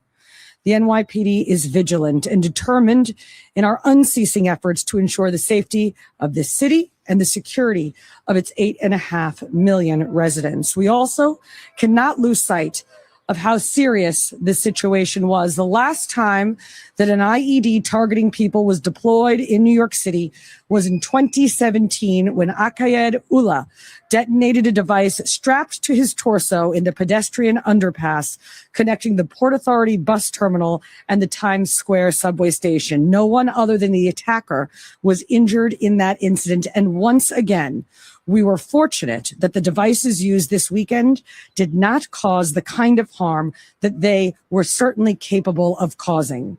But luck is never a strategy. Devices like these have the potential to cause devastating harm, which is why the NYPD does thorough counterterrorism investigations and treats every incident of this kind with the highest level of urgency and care. And it is why we remain vigilant. The safety and security of the entire city ultimately rests on the judgment and the courage of the men and women of the NYPD. And on Saturday, we saw that in its truest form. When those devices were ignited in the middle of a crowded protest, officers did not step back, they stepped forward. With me today are two of those officers, Assistant Chief Aaron Edwards and Sergeant Louis Navarro, who ran toward a lit IED without hesitation and without regard for their own safety. Acting as police officers do, on instinct and training to protect people they did not know and would likely never meet. Moments like that remind us what policing truly requires, because behind every counterterrorism operation, every bomb squad response, every emergency call that sends officers running towards danger, there are human beings who make the decision to step forward when others are running away. Chief Edwards has been a uniform officer for nearly 23 years. He is, as of December, our newly minted borough chief in Manhattan North. Chief Edwards joined this department after witnessing the heroism of NYPD officers on September 11th. And on Saturday, we saw that same spirit carried forward in the way that he responded. Sergeant Navarro has spent the past 11 years serving the city he grew up between Puerto Rico and New York, eventually settling in Washington Heights and the Bronx, and joined the NYPD after a close friend encouraged him to take the exam. On Saturday, he and Chief Edwards responded with the calm judgment and professionalism that situations like this demand. Together, they represent the dozens of cops who were safeguarding that protest Saturday afternoon, and the nearly 35,000 members of this department who stand watch over New York City every day. Our entire city owes all of them a debt of gratitude, and although I've said it to them many times already, I will never tire of it. Thank you for your service. Well, now, Again, so she said the investigation. She didn't say this was an act of terrorism. She said the investigation by the federal government is saying that this was an ISIS-inspired attack. So she did not say it. So just so we're aware, for everyone patting her on the back. Thank you very much, brother. Thank you. Secondly, he's patting the chief on the back for failing. I'm sorry. Like, again, this was not the dedication. She's sitting there and telling you that New York City is always under heightened alert, and yet you sent community affairs officers to police that detail. Yet you didn't staff the protest properly. Your chief stood there like he looks now. Like, does anyone feel safe? I'm sorry. Do you feel safe with these people up here? I don't. I had a lot of plans coming up for New York City with the family. I'm telling you right now, I canceled all of them. I'm not taking my kids there. I'm not, because I don't feel safe. I just don't. I don't feel confident. If this is the reaction to it, we did a great job. We're so proud of our chief. We're so proud of the work that we did. I don't feel confident at all. You're fucking more wide open than we even thought you were on Friday before the stream got taken down. This is honestly, this is the bizarro world, dude. This is bizarro world. This is infuriating. Sit up there, talk about what you did, and if you listen to what she said, patrol found their car. Patrol found their car. So we knew almost immediately, we knew that these terrorists came from Pennsylvania. We knew that they came from Pennsylvania. How'd they get there? Did they have keys to a vehicle in their pocket? Did the NYPD sweep the area for secondary devices?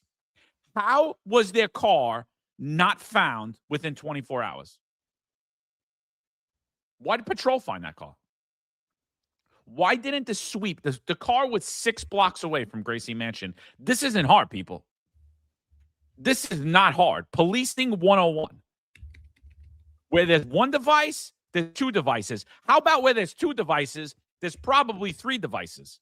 How about if you're going to get a search warrant for their house, how did they get there and where are their cars? We need to find them right now, because potentially that's also another device, right? And what happened? 24 hours later, hundreds of thousands of people passed that vehicle, and the NYPD again failed.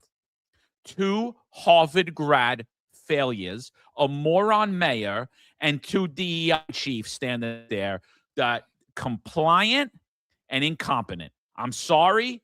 I don't care how smart you guys are. I don't care what you did in your career. And Edwards, we truly saw that you did absolutely nothing in your career.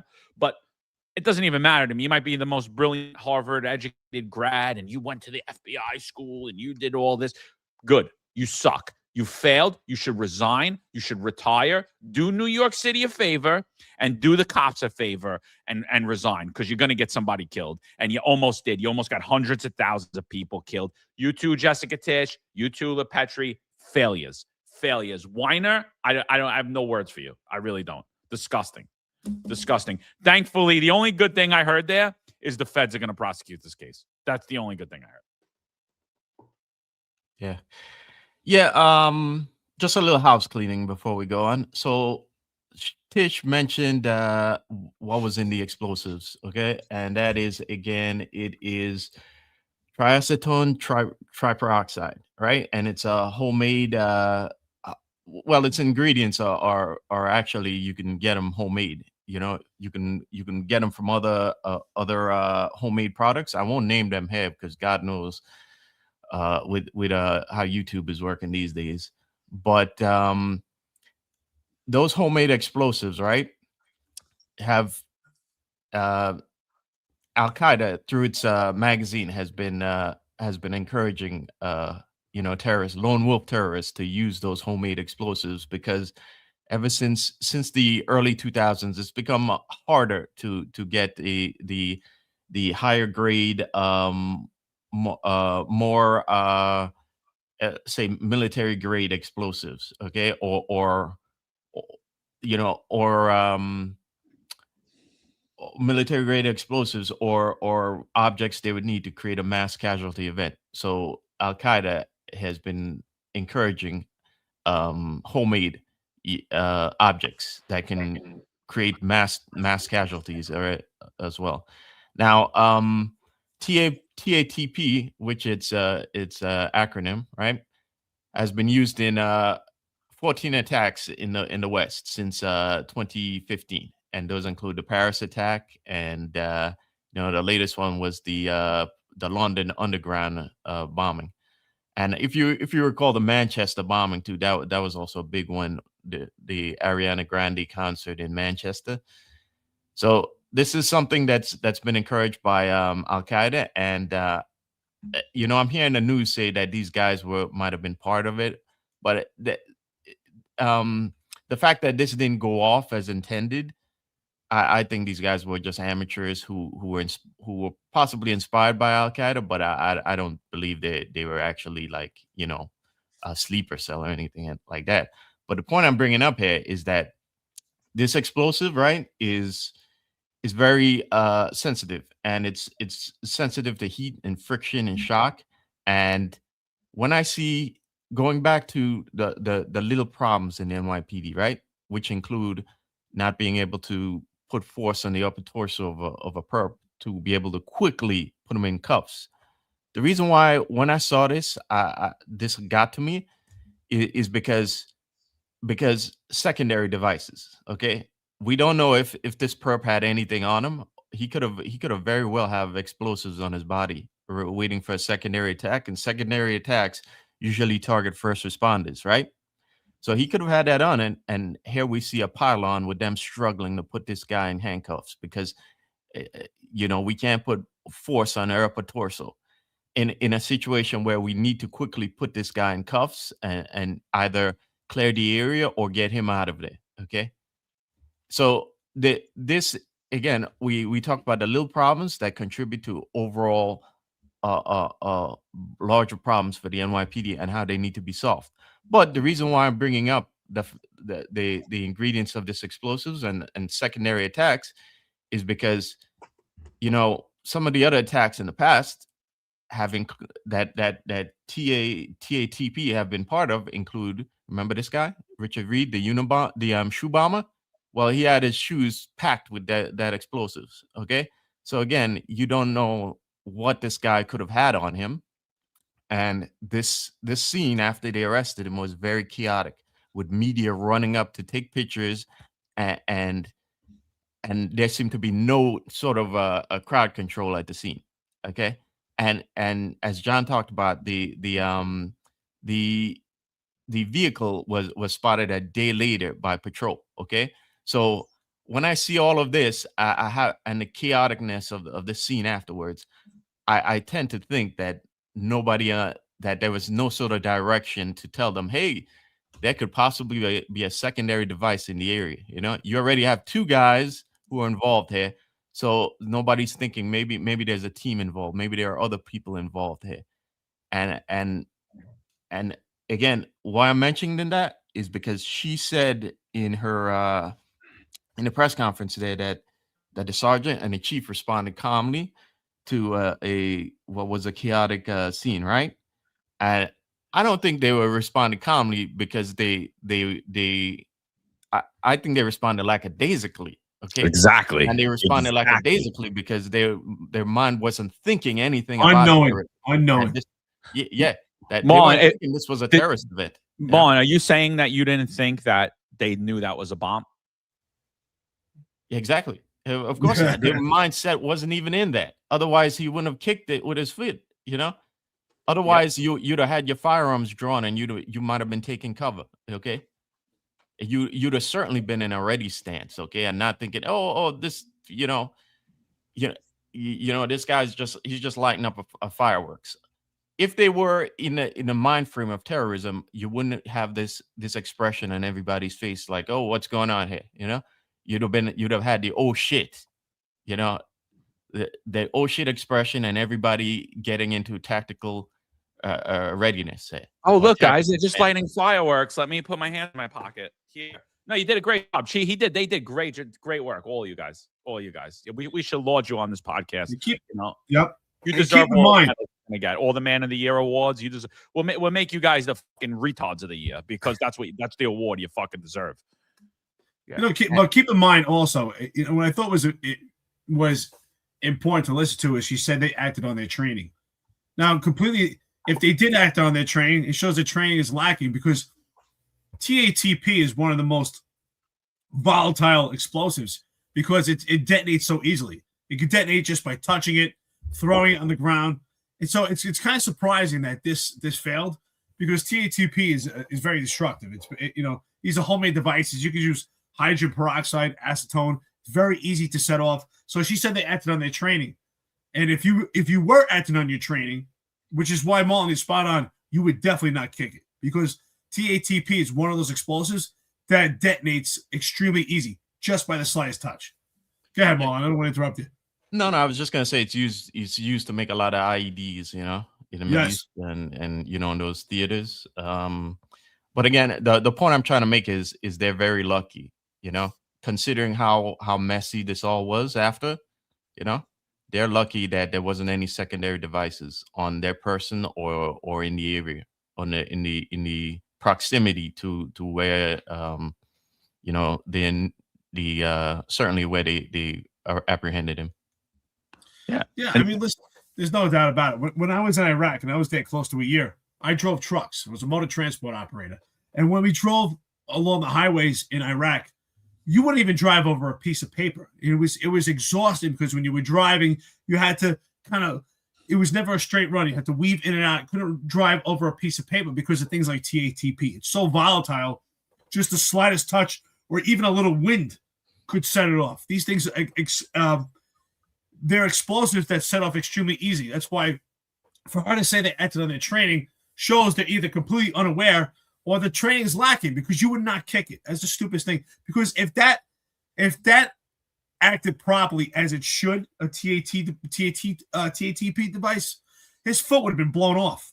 And I mean, and then we talk about how much of a hero is. You don't want to be a hero. It's a stupid move. It's a stupid move. It shows that they weren't aware. They weren't aware of the situation. Now, I think it's also important. Let's go back to her her press conference and her speech. I mean, there's a lot of people trying to beat us up here saying you lose. I think it was Vince, that idiot here, this troll, who's saying, oh, we lose. No, there's a important distinction. She did not declare this act an act of terrorism by her position in her leadership. What she did is exactly what John said. She passed the buck to the FBI and said that they are doing their investigation to determine if this is in fact an inspired ISIS event. So that's to me, that's a clear distinction, whether she says it's an act of terrorism or it's being investigated as an inspired ISIS terrorist attack. So that's completely different. If she, in her position, said, and words are powerful in leadership, right? If she said this is an act of terrorism, and that would be far different. And what I also did not hear, and I didn't hear it from one person. We didn't hear it from Zohran Mamdani.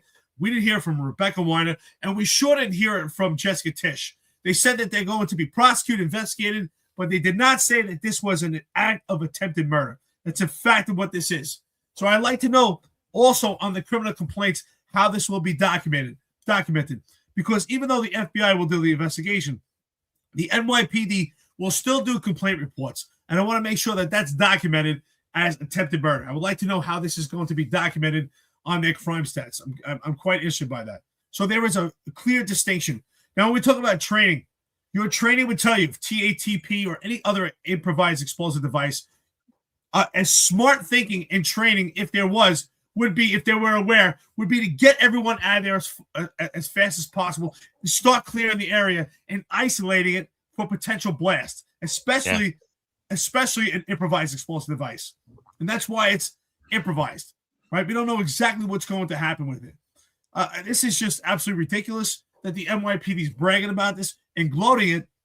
And really what this does is this tries to deflect and direct everyone's attention to the great job that Chief Edwards did and the sergeant. In reality, this is an epic fail. So if we focus on them and focus, oh, they did such a brave job, people will forget about the mishap and the failure here. And the reality is it's pure luck. Pure luck, because we could be having a different conversation. We could have a conversation that hundreds of people were killed and lost their lives. I mean, we all saw what happened in the Boston Marathon when devices actually succeed. So this could have been far worse. This is just pure luck. And as I said in prior episodes, first it was snowballs. It could then be bottles. It could be bricks. And sure enough, we bypassed that. We went to improvised explosive devices. We're talking about two teenagers here, not savvy perpetrators. Two teenagers that managed to drive from Pennsylvania to New York. Are you telling me during that time there's no social media usage? There's no information that is valuable to intelligence to act on this? Proactive police work, intrusive police work, that is the key element to success. And yes, it's a stupid question by the reporter. Did the NYPD know those two specific? But the NYPD is not prepared as a whole to create and to watch and look for those behavioral indicators that someone is in possession of an improvised explosive device or someone is in possession of a weapon that can hurt a crowd, especially at a First Amendment activity. So, Marlon, I agree with you. We have gotten way too comfortable, and I say we, that's the NYPD, at these protest events where we're not policing it. And when I say we're not policing, there's a far difference between doing intrusive police work and looking for those behavioral indicators than being a security guard and just observing, reporting, and repeating. Because that's what the NYPD, they're just watching. And clearly, Chief Edwards, great guy. His head was not in the game. He was not prepared, and he was not aware. We talk about situational awareness. You need situational awareness at all times in law enforcement.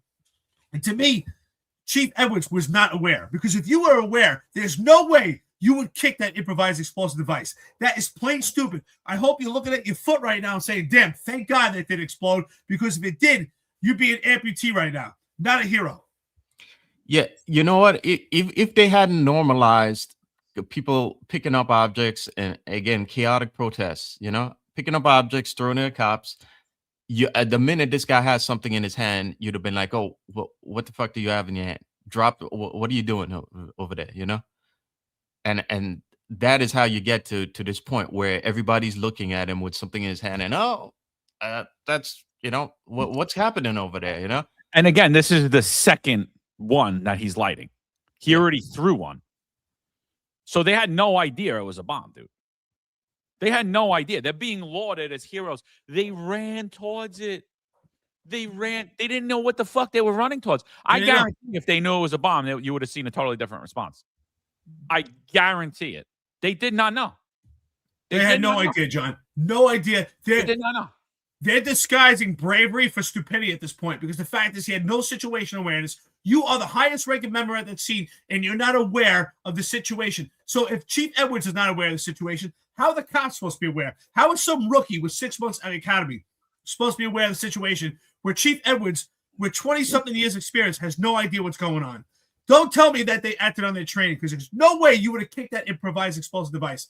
And you're right. You got to watch out for secondary devices. And what they also didn't mention is you always have to watch out for tertiary devices, right? And these continue on, right? These devices could easily be setups for the real device. So this is an epic fail. And the fact that they're bragging about it just shows you the lack of leadership, the lack of compassion, and the lack of care. So please, don't tell me that Jessica Tisch called this an act of terrorism. There's a clear distinction. She did not take ownership and call this an act of terrorism. Yeah, and Vince, just do me a favor. Tell your wife, stay out of my DMs. I'm happily married, and I'm satisfied, unlike her. So appreciate it, brother. Thank you. You guys should seek counseling. It's not a healthy relationship you two got. But so anyway, just to sum it up, dude. In my opinion, it was a complete utter failure. Yes, I believe that they should all resign in disgrace, but more importantly, I don't really lay everything at their heads. I do say that it's on you. Like, heavy is the head that wears the crown. You've made the decisions you made to operate in the systems that were put and not maneuver differently in those systems, such as the protest settlement agreement, such as the hate that we experienced towards SRG and the CRC. You guys remember that Eric Adams was going to disband the CRC weeks before the October 7th, right? And what he did was, after it broke out in the news, because the Finest Unfiltered said he's going to get rid of a counterterrorism apparatus, we don't think that's a good idea. He decided to do what he promised to do in the NYPD, which is to lower the overall headcount of the NYPD through attrition, right? Through the vaccine mandate, obviously, which he weaponized as a quasi layoff, but also through attrition. And that's what they've been doing with the CRC. That's what they were doing with the SRG. Now I'm hearing that the SRG is about to get 100 more cops. But they think that they're going to be renamed, their uniform's going to be changed. And I think right here and that exposes exactly why this needs to be a stop button right here. Everything needs to be reexamined. The way that the NYPD's policing protests needs to be reexamined immediately. The SRG and counterterrorism should be at every protest. There should be heavy surveillance at every protest, like there always was prior to this, post 9/11. I don't know why we went backwards. Again, 1845, the New York City Police Department was put together because the different municipal police departments throughout New York City could not stop anarchist movements from taking over protests, First Amendment activities, changing them into riots and acts of domestic terrorism. So that was our founding of the NYPD, was to stop acts of terrorism, was to be able to quell moments of civil unrest. That is why the NYPD was formed, why we're going away from that post 9/11 in 2026, going back to 1844. I have no idea. I have no idea what we're thinking. So the SRG should be present and heavy. The CRC should be present and heavy at every protest. These dumb mobile field forces need to go away. The stop of demonizing counterterrorism units in the NYPD, where they're not even allowed to wear their uniforms when they go to mobile field force because they look too intimidating. I mean, we need to rethink everything we're doing, and you need leaders to do it. Obviously, Jessica Tisch has been for a year and a half unable to do that. Chief Edwards was unable to do that. Mike LaPetrie was unable to do that. Rebecca Weiner was unable to do that. So why I'm saying, yeah, they should resign in disgrace and they should be removed. The bigger issue, the overall issue, are the systems that have been put in place and the rhetoric that is continuing. regardless of who you put in there, whether it's the de Blasio, whether it's an Adams, whether it's a Mondani, and every single one of their water boys. Every single one of the people that hold that rhetoric and those systems need to change immediately. The whole apparatus of how the NYPD polices protests needs to change. It needed to change yesterday. It needed to change right after October 7, 2023. We needed to go away from what we started to do in 2020 was go back to an ineffective form of policing protest that New York City had in 1844. That's what we need to do. So, I mean, I got nothing else on this. It's absolutely infuriating. Again, I'm going to say huge, utter failure. I give none of you a pat on the back. I'll give you all a smack in the back of the head. Wake up.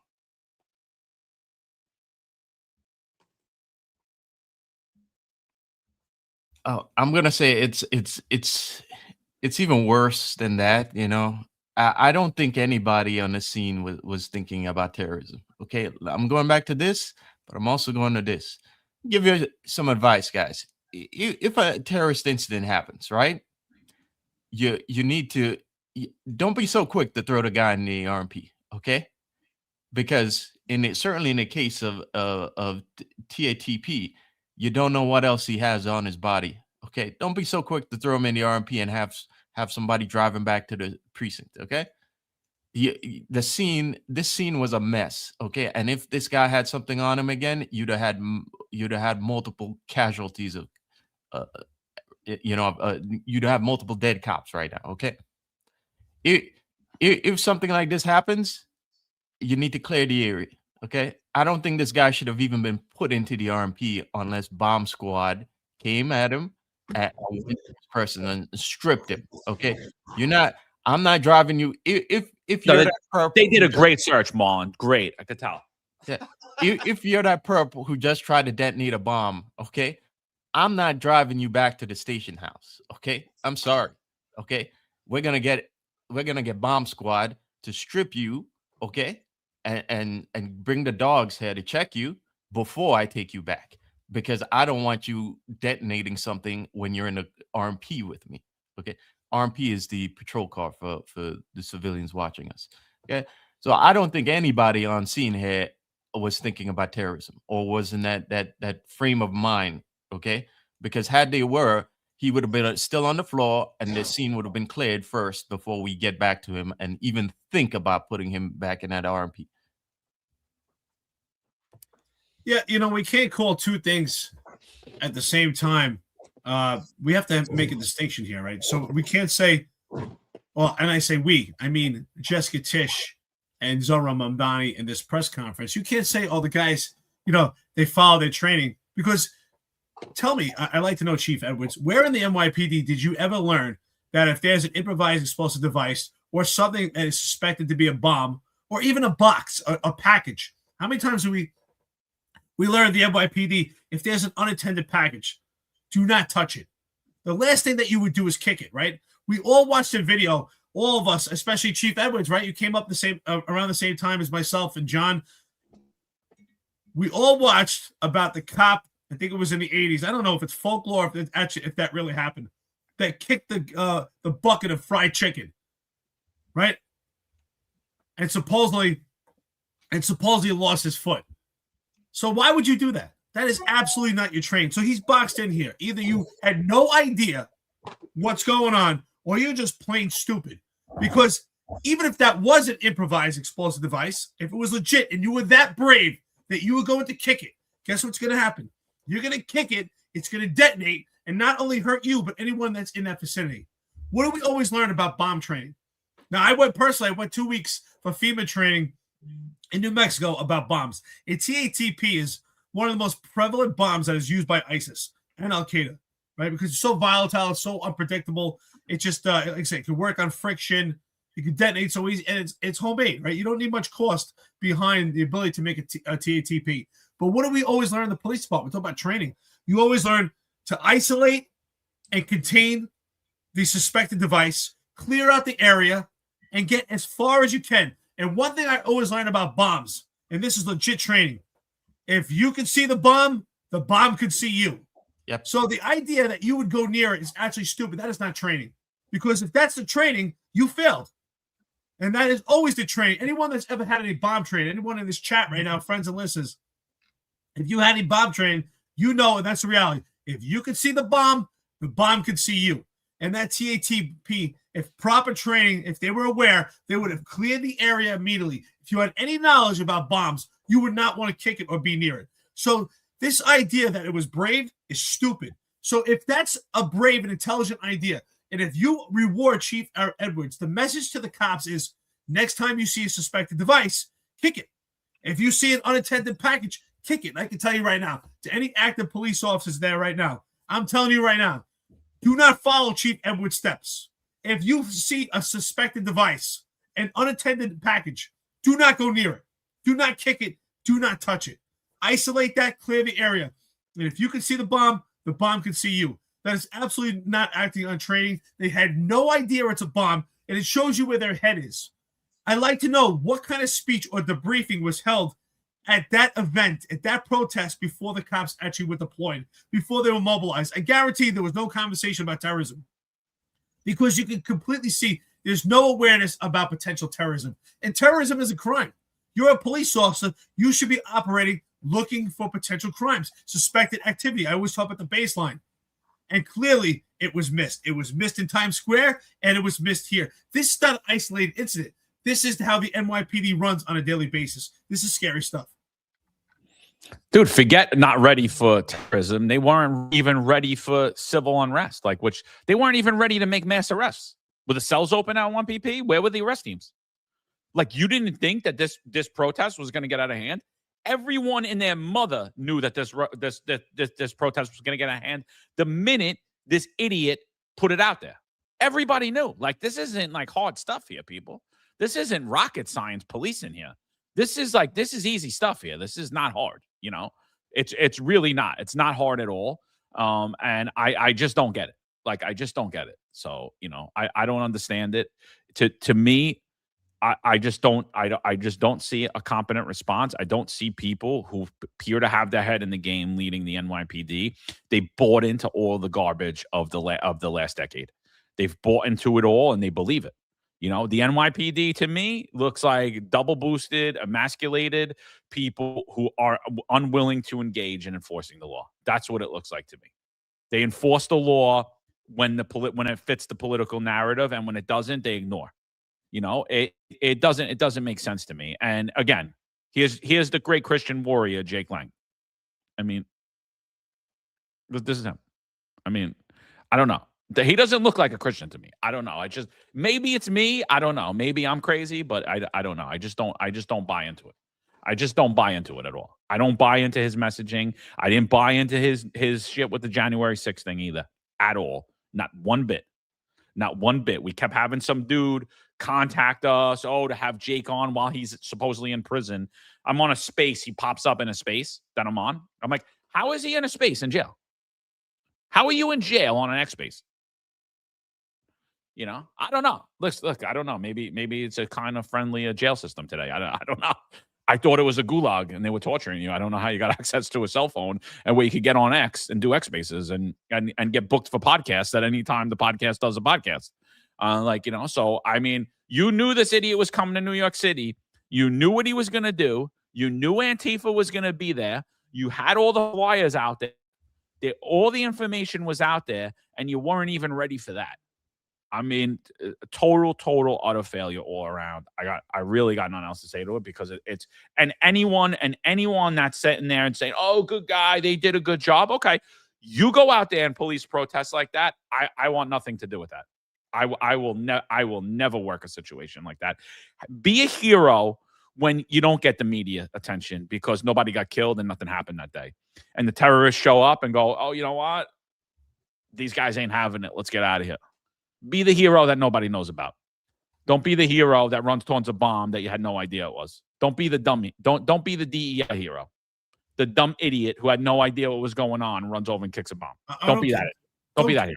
John, did you kick unattended packages when you were on the job? Did you kick? Literally first thing that we were taught in the academy, don't kick unattended packages. Literally first thing before we even went into the academy, right? Like when we were sitting in Queens College, we got the speech, don't kick unattended packages, right? The other thing that we were taught is don't go on the radio. Rob Lukash brings it up here, right? Like don't go on. They were all on their radios. It's like, so, okay. So yeah, let's detonate detonate those devices. Yeah, boom, boom. Oh, did it work? Oh, let's see where his car is. Let's see. Let's see. And all you need for TATP is a little heat transfer. That's all you need. It's very volatile. It was the grace of God that thing didn't go off, dude. It didn't go off. Look, there's a lot of other stuff we wanted to get to. I don't know. Do you guys got a couple more minutes? You want to talk about one more topic before we go? Yeah, I just want to say to Jason here, he says, I firmly disagree with you guys today, but I'm not going to ridicule you.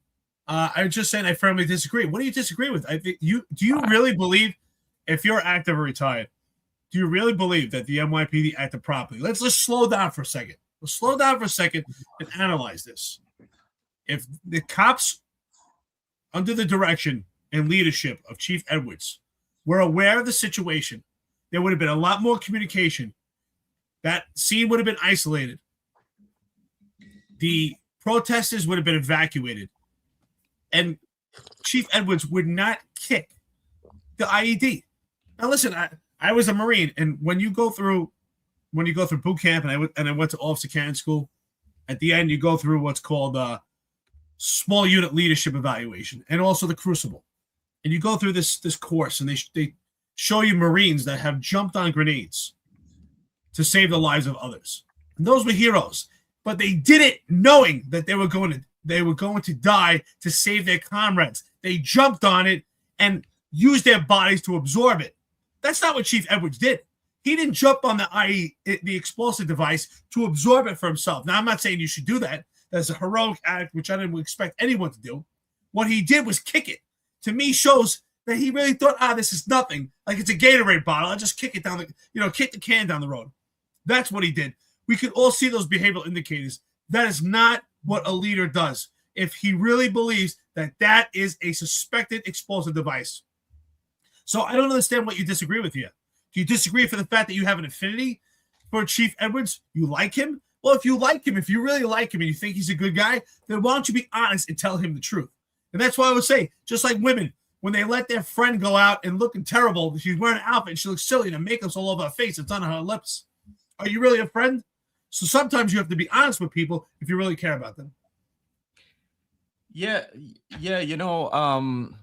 Chief Edwards may be a good guy, but the whole problem that we've talked about is that you're getting guys in positions that they're unprepared for, okay, and you're getting guys who aren't going to speak up and say what's wrong because they've been so quickly elevated and they don't want to ruin their gigs, and that's a problem. And if you go back to the scamdemic mandate, John mentioned this 2 takes back, but I forgot to talk about it. But all the chiefs should have been upset when that came down. If you're a chief out there in the NYPD, you should have gone to your unions. You should have been picked up the phone and called 1PP and asked, what the hell are we doing here? Because if you're forcing guys to take this, some guys aren't going to take it, which means I'm going to be short of guys. Okay. And it's like, it's the equivalent of every chief being okay with guys leaving their units and them being short of manpower. I mean, does that make any sense at all? If I'm a chief, I want more guys. I don't want less guys, But how many chiefs actually spoke up about that, So if you're a chief at a detail now and you don't feel it's adequately staffed because there's not enough people in the department now in these units, then how do you think we got here? Well, we got here because guys are being forced out and you were silent about it. So now it's on you to find out where you're going to find the manpower for these events, So that's the whole problem. You're getting, he may be a good guy, but the problem is that there are systematic issues in the NYPD. And when you have a guy who's a good guy and not a good leader, you'd rather a good leader and not a good guy. Okay. One other thing I was gonna say. What is it? I'm sorry, Mom. I just want to know, like, what is a good guy at this point? What I love when they say good guy, nice guy. What is that? It's somebody that I'll tell you, Eric. They just don't say anything to you. They let you do anything, and they keep your hands in their pocket, and they shake your hand, take photos with you at Christmas parties. Then you're a good guy. And maybe they'll bang your wife if you get killed in the line of duty. They'll show up at your funeral and spend your 3/4, drive your truck, play with your guns, use your workout set, bang your wife, pay no attention to your kids, rob them of their inheritance. Those are good guys. Those are good guys, right? Because that's what I want. I want some chief at my funeral who doesn't give two shits about me, who sent me off to my death, who left me out there unprepared because he had no balls. And like the thing is, like, Marlon, like we're talking about, like, you were talking about the mandate, but bring that to everything. Like, where was the outrage when Eric Adams was going to disband the CRC? Oh, it was me and Eric, right? Just two loser retired lieutenants. Where was the outrage when they said they were going to stop bringing SRG to protest? Oh, that's right. It was the two loser lieutenants, Eric and John, right? Right. There was no outrage from the chiefs, right? You're actually going to go out there. They're taking your ability to win away from you. You're a coach at that point. Great point. You're a coach at that point. You should have been infuriated. You should have said, absolutely not. Look, Eric Adams, I appreciate it. Look, you're a mayor. You gave us good contract. You have no idea what you're talking about. Sit down or we're going to go to the press. Sit down or we're going to go to the press. You're not touching my guys in CRC. You're not touching my guys in the SRG. And if you sign that protest settlement agreement, we're going to turn on you. Instead, what'd you do, Scott? You gave the guy a plaque and said and endorsed him for mayor. Are you kidding me? For re-election after numerous corruption scandals. Where have they been, bro? Where have they been? Silent and compliant. That's the good guy. Just take the shot, kid. Just do this, kid. We just had another kid in Kuwait die. Sudden death. I don't know what it is, dude. I don't know what it is. I'm not saying anything. But does it deserve a proper investigation? Yeah, I think it does. Member of our military, member of the police force, puts his life on the line serving this country. Why did he die young? I want to know. Yeah, it's the equivalent of your GM coming down. You're the coach of a basketball team. Your GM just came down and say, you know what? We're gonna have to get rid of that center. We're not gonna have any defense in that paint anymore. So you're gonna be 4 guys facing 5 out there, the other team, and you, the coach of it, are not gonna say anything about it. It's okay, and say fine. Great idea. And say great idea. Oh, and we can't play defense either. Yeah. I can't put my hands up. I can't put my hands up at the basket. I can't do this. I can't steal the ball. I can't block shots. Oh, okay. Yeah, that's a great idea. No, that's good. This is the best version of the police force I ever seen, because we don't block shots here and we don't steal the ball because we're better than that. It's like, no, you don't do it because you're ballless and you don't even believe in that. And the things that you're saying at work are not the things you say at your dinner table. Now someone said he was on John Shell was on Sid Rosenberg this morning. I'm sorry that anybody listened to that. Like, I'm sorry. I mean, I don't know how anyone does that and has brain cells at the end of the day. But all kidding aside, if they, and I hope they do, if they still have counterterrorism training within the NYPD, what do the instructors, the police officers tell the in-service members or even recruits? What do they tell them right now? Because he just witnessed Chief Edwards is getting honored. Getting honored at a press conference for kicking an improvised explosive device. So what's the messaging? What do they say at training right now? Because we all know the first thing they tell you is don't touch and do not touch, do not go near a suspected explosive device. So what do they tell their people in training? Because to me, it's a complete paradox. If you're saying Edwards did a great job, he's a hero, are we now telling people in training you should kick an improvised explosive device? You should kick a suspected device? Because this is a complete paradox. They just box themselves into a situation. It doesn't make any sense. And will these instructors actually say the truth? Because if you say the truth, you're going against Chief Edwards. Because what Chief Edwards did, in my opinion, goes against every grain of training we've ever learned. Yeah. Just to close out this segment, I don't even. You got to wonder if they even teach counterterrorism anymore. If they even, because again, it didn't seem to be a thought in the head of anybody on scene right now. Again, when they were doing all of this, and you know, and the scene was chaotic, that bomb was still on the ground. Okay, that bomb was still on the ground. I didn't see anybody forcibly telling people to get the hell away. You know, let's clear the scene. Let's get out of here. Okay. And if they were, again, this guy would have still been on the floor while bomb squad came and tossed him. Okay. So. And that's the sad part is we have the general majority of the NYPD has their heads up their asses right now. No one had any idea what's going on. Let's be honest. We're looking at that picture right now. And a picture to me is a description of 1,000 words. And if you can't make an observation based on behavioral indicators based on that picture, then you're failing in policing. Just looking at that picture alone, right? We've been accused today, John, of just looking at pictures. But okay, just looking at that picture alone, that speaks volumes to me. That means that no one was aware of what's going on, and no one, if they were, had the balls to stand up and say, wait a minute, this could be a bomb. Let's clear the fuck out of here. I mean, we could all die. And that's what's sad, right? So Chief Edwards is being honored, but yet what he did was he brought all his sheep, because the cops were sheep that day, into slaughter. You could have got them all killed. If your training was proper and your mind was in the game, and you really had situational awareness and you were an effective leader, you would have cleared that area out. And what do you got? The residents, which included protesters and counter-protesters, and the cops to safety. That is a failed response. There was no action taken.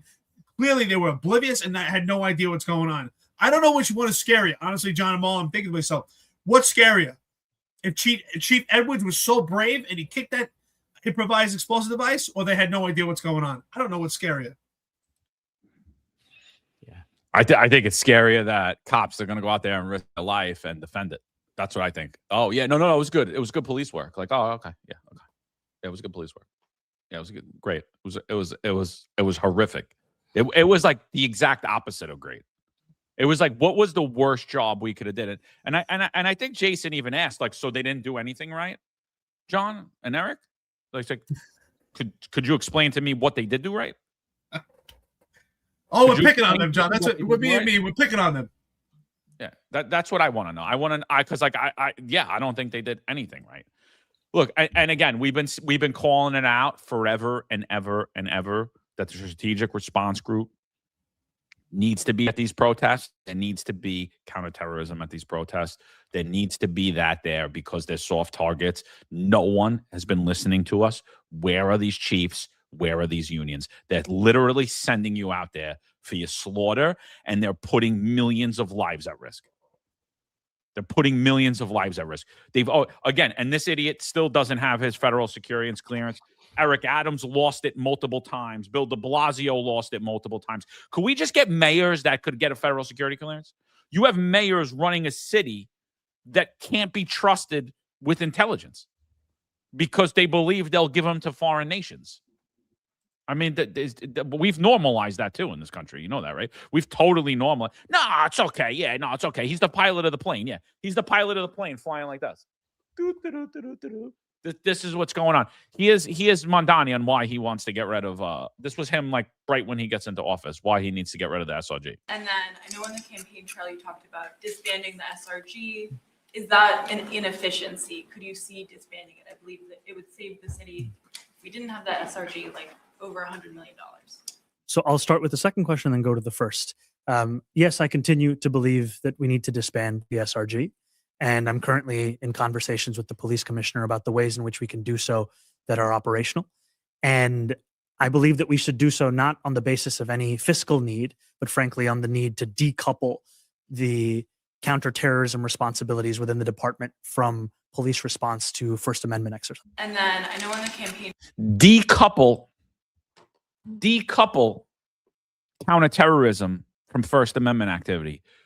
Basically, what he's saying is, I want to leave New York City and the NYPD wide open for a terrorist attack.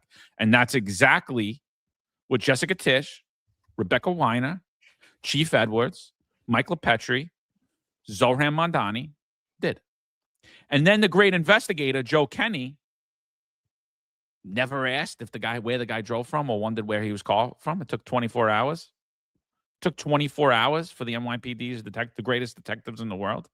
It took 24 hours for us to locate one of their vehicles that was 6 blocks away. Me, Marlon, and Eric would have found it. Way earlier than that. Me, Marlon, and Eric, no one else. We would have found it. That's right, John. John, think how far we've come, like how far we've changed. I remember, I'll never forget when Timoshenko was shot. It was within a couple of hours. Maybe it was within a couple of hours. They had the whole case figured out. They knew that Bostic was the shooter. I still remember his name. They knew he was a shooter. They had it all figured out. They were already in Pennsylvania making apprehensions within a couple of hours. Could that same incident be held by this NYPD? Could we see the same outcome? No way. Let's be honest with ourselves. If anyone was working at the time when Timoshenko was shot, it was. I still remember that case. There's so many amazing cases. That was the most amazing police work I've ever seen by the NYPD. Within a couple of hours, we were in Pennsylvania. And when I say we, the NYPD, making apprehensions. It was the most amazing police work. So anyone that was involved in that case, shout out to you. It was unbelievable. I don't think we could ever do that again, especially not with this NYPD right now. Yeah.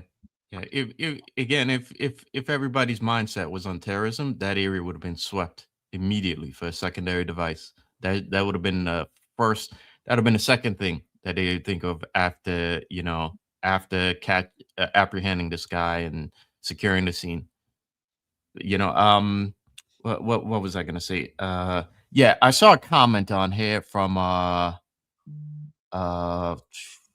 just gonna put this up for a quick second, John. From Mad Driver.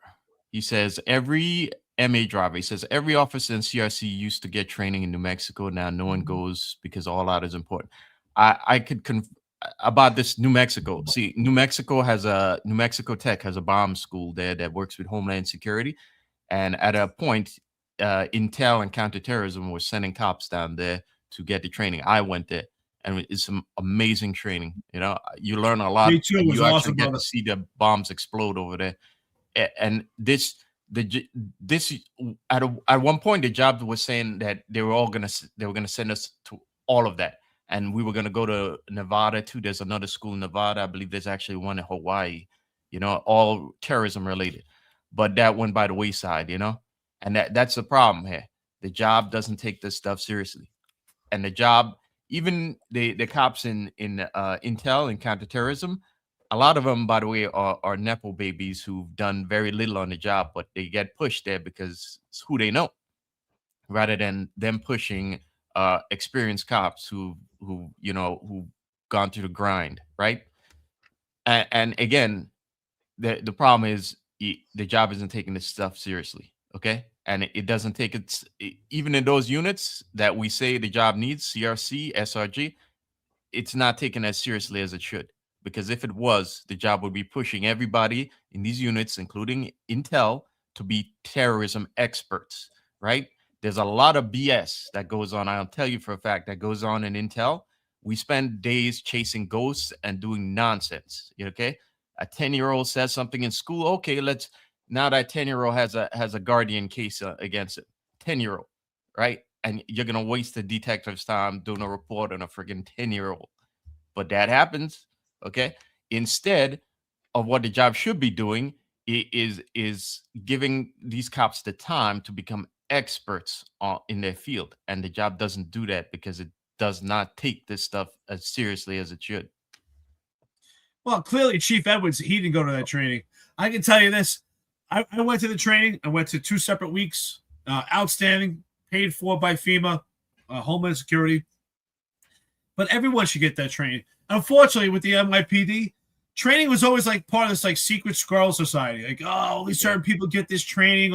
Or, some admin person that is never going to use it got the best training. Like, why is that person at the training? We talk about cost and effectiveness and how to utilize, training to make sure it meets the mission and it's cost effective. We have plenty of people that get training that don't need it. We have people that need training that don't get it. Happens quite often. Phone calls have really led to people getting trained. And units like counterterrorism, we don't necessarily get people that are there because it's their passion and they're into bomb training. They go there because it's a great gig.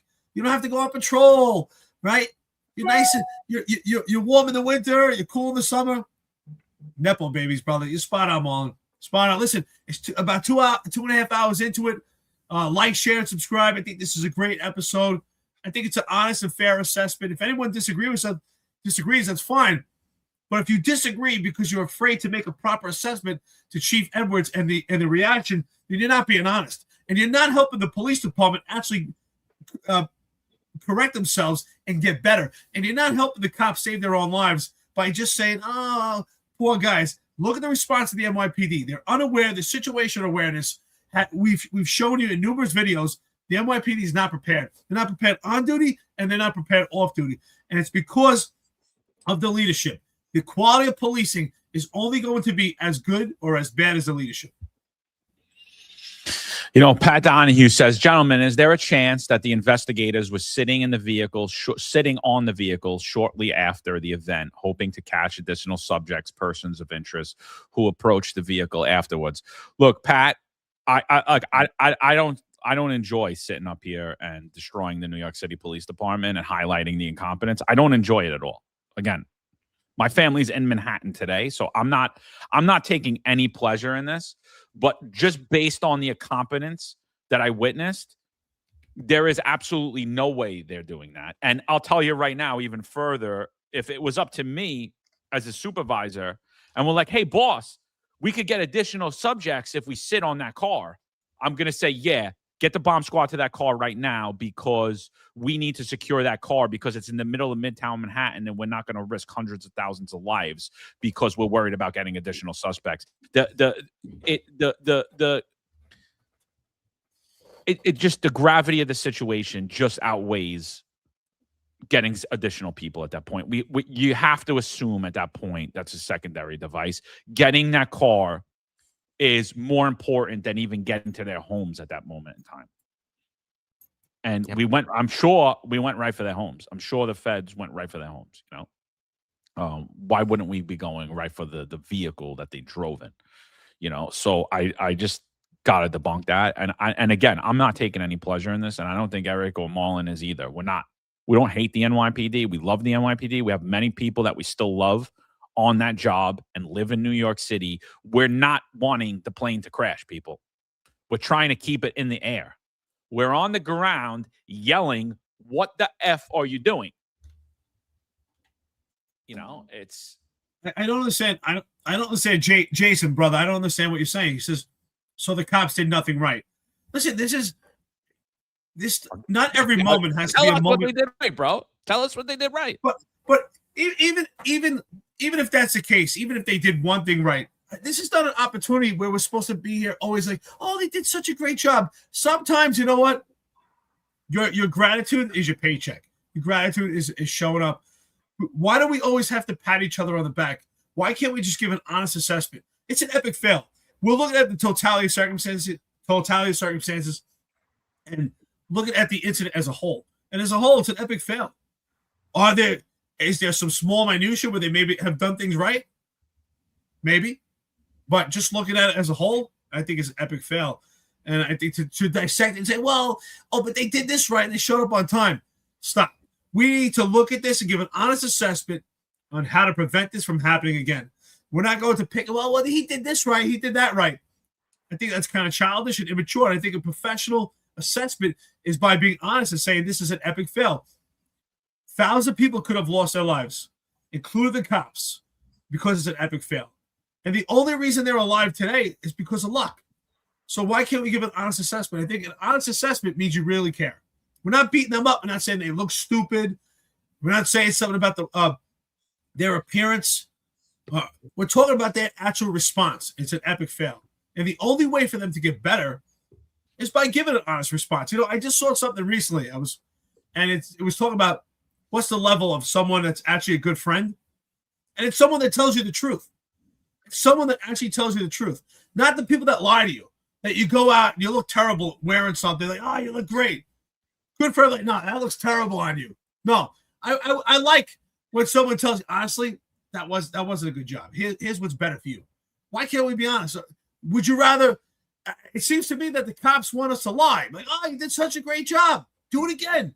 If we said they did a good job and they did the exact same thing again, what's going to happen? They're going to die. So why can't we be honest? apparently honesty is hurts people's feelings. I don't understand. It's because it's so frowned upon today in society that it's ridiculous. It's like the truth is frowned upon. Like that's what's going to move us forward. That's what's going to make us better. That's what's going to bring us closer together. That's what's going to push the country ahead. That's what's going to make the department better. That's what's going to fix all the issues. And what they want is you to lie. They want you to not say your honest opinion because they want systems to devolve, right? Keep us all divided. It's easy, what is it? The divide and conquer. That's what it is. If we talk, we tell each other the truth, which to me is love, right? That's how my father was with me. That's how I am with my kids. I tell them the truth. My father told me the truth. You suck. What are you doing? You're a man. You're a man. You need money from me. You're coming to me. I didn't have nothing when I was a kid. You want money? Go get a job. You want to drive a car? Go get a job. Oh, your insurance costs you $300 a month? Well, so what are you going to do? Are you going to take the bus or are you going to pay $300 a month? What are you going to do? You're a man, be a man. And so like, I have no qualms telling the truth, and whoever doesn't like me for it is fine. And, and I know Eric and Marlon feel the same. It just is what it is. These are conversations that need to be had, and not because we need to have the conversation just to say it and rant and rave on here. Things need to change like immediately, ASAP. Systems need to change ASAP. The NYPD takes a lot of our advice, and they've taken a lot of our advice over the last 3 years. You need to take our advice right now. And Zohran Mondani, you need to take our advice right now. You need to ensure that the SRG is fully equipped. They're at all these details. And you don't need to decouple our counterterrorism efforts out of First Amendment activity. You need to ensure that when First Amendment activity is there, you're pushing counterterrorism efforts there. All right. So that's another lesson for you. And if I could, I'd smack you right in the back of the head right now for even saying that, because that was absolutely ridiculous. It shows how little you know, bro. It is what it is. You're the mayor in New York. This isn't the campaign trail anymore. This isn't Twitter. This isn't TikTok. You have millions of lives in your hand, bro. Do the right thing. Yeah, to Pat Donahue's comment, just remember, like, preservation of life is the number one priority, and you have that a car with packed with explosives on a crowded New York City street is like, you want to get that out of there as soon as ASAP, but to John's point, if we don't talk about these things, it's gonna get worse. Remember, in terms of the NYPD, 60% of the job are later millennials or Gen Z right now. Okay, these are kids who grew up in a trophy generation, participation trophy generation. That's right. What's going to happen by the time they become the leaders of the NYPD? If the job can't take criticism now, what's going to happen when these guys get in charge? Okay, and to that again, people like Jake Long, I think Jake Long is a psyop. First of all, I think what he's doing now is trying to force people to pick sides rather than to realize that the puppet masters above all of us are the ones who are controlling things, and they want us fighting each other so we don't see the world around us is changing for the worst. Okay, and again, I saw some comments online about how these kids' parents were immigrants and how we need to kick their parents out and all kinds of nonsense. It's not about them being immigrants. We've had immigrants from all over the world come here for decades. Okay. Now we're seeing problems with youth, and it's independent of ethnicity and race. Okay, I talked about this before. You're seeing a problem of young, disaffected, nihilistic young men who don't see a future, and they're looking for something to latch on to. Either they latch on to radical left-wing ideology or jihadism or whatnot. Okay, but the problem isn't immigrants or legal immigration. The problem is it's a Western problem, and it's a problem with America internally, that these young people are latching on to these misguided ideologies. Okay, these kids grew up in America. Okay, they didn't grow up in like Afghanistan under the Taliban or get radicalized in a Saudi Arabia, mosque. Okay, these kids grew up in America. Okay, that's the problem. Isn't where they're from or what religion they claim to be. And by the way, these kids aren't real Muslims. Okay, because all the real Muslims I know are conservative people. Okay, they who don't believe in violence. Like the people who do these things, the terrorists who do these things and claim that they're Muslim. If you look at the history of what's happened with these terrorism attacks, like let's say the 9/11 attackers, the night before, these guys were banging strippers, okay, and prostitutes, and probably each other in the ass too. Yeah. Does that sound like real Muslims? Okay. Yeah. So people need to realize that the problem is deeper than that. And remember also, we've had lots of mass shootings from left-wing kids who grew up in America, who, again, kids with purple and pink hair. Okay. You can dig further into that because I'm not going to say it here because God knows, again, our YouTube overlords are looking for an excuse to shut us down. But the point is that you have a problem with nihilistic, disaffected young people, and it goes throughout. It goes beyond race, ethnicity, and socioeconomic class, and we need to get to what's causing that. To solve the problem. I just want to reiterate also, I don't hate the NYPD. I hate what it's become because of bad policy and because of bad leadership. But I don't hate the NYPD. I love the cops. My mother still lives in New York. I want my mother to feel safe. I want my mother likes to take the train. She lives in Brooklyn. She likes to go to Manhattan often. And she tells me how she feels on the train in comparison to how she felt before. I want her to feel safe. I want her to feel like that she doesn't have to race back when it starts to get dark. I want her to feel comfortable. And how do we have that? It's from a good NYPD. And I'm a firm believer. I always tell people that in life, all you have is stories. Something I always said. I used to always tell my cops, and they're probably any of them who are watching right now, like, damn, this guy must have said this 1,000 times. Because I always say it. In life, all you have is your stories. What are going to be your stories? What's going to be your legacy? Because one day, when we all meet our maker, it's just a reality, right? This is temporary. Life is temporary. Death is permanent. And you're not leaving with money. You're not leaving with valuables. You just leave with stories. And those stories get passed on, right? And that's your legacy.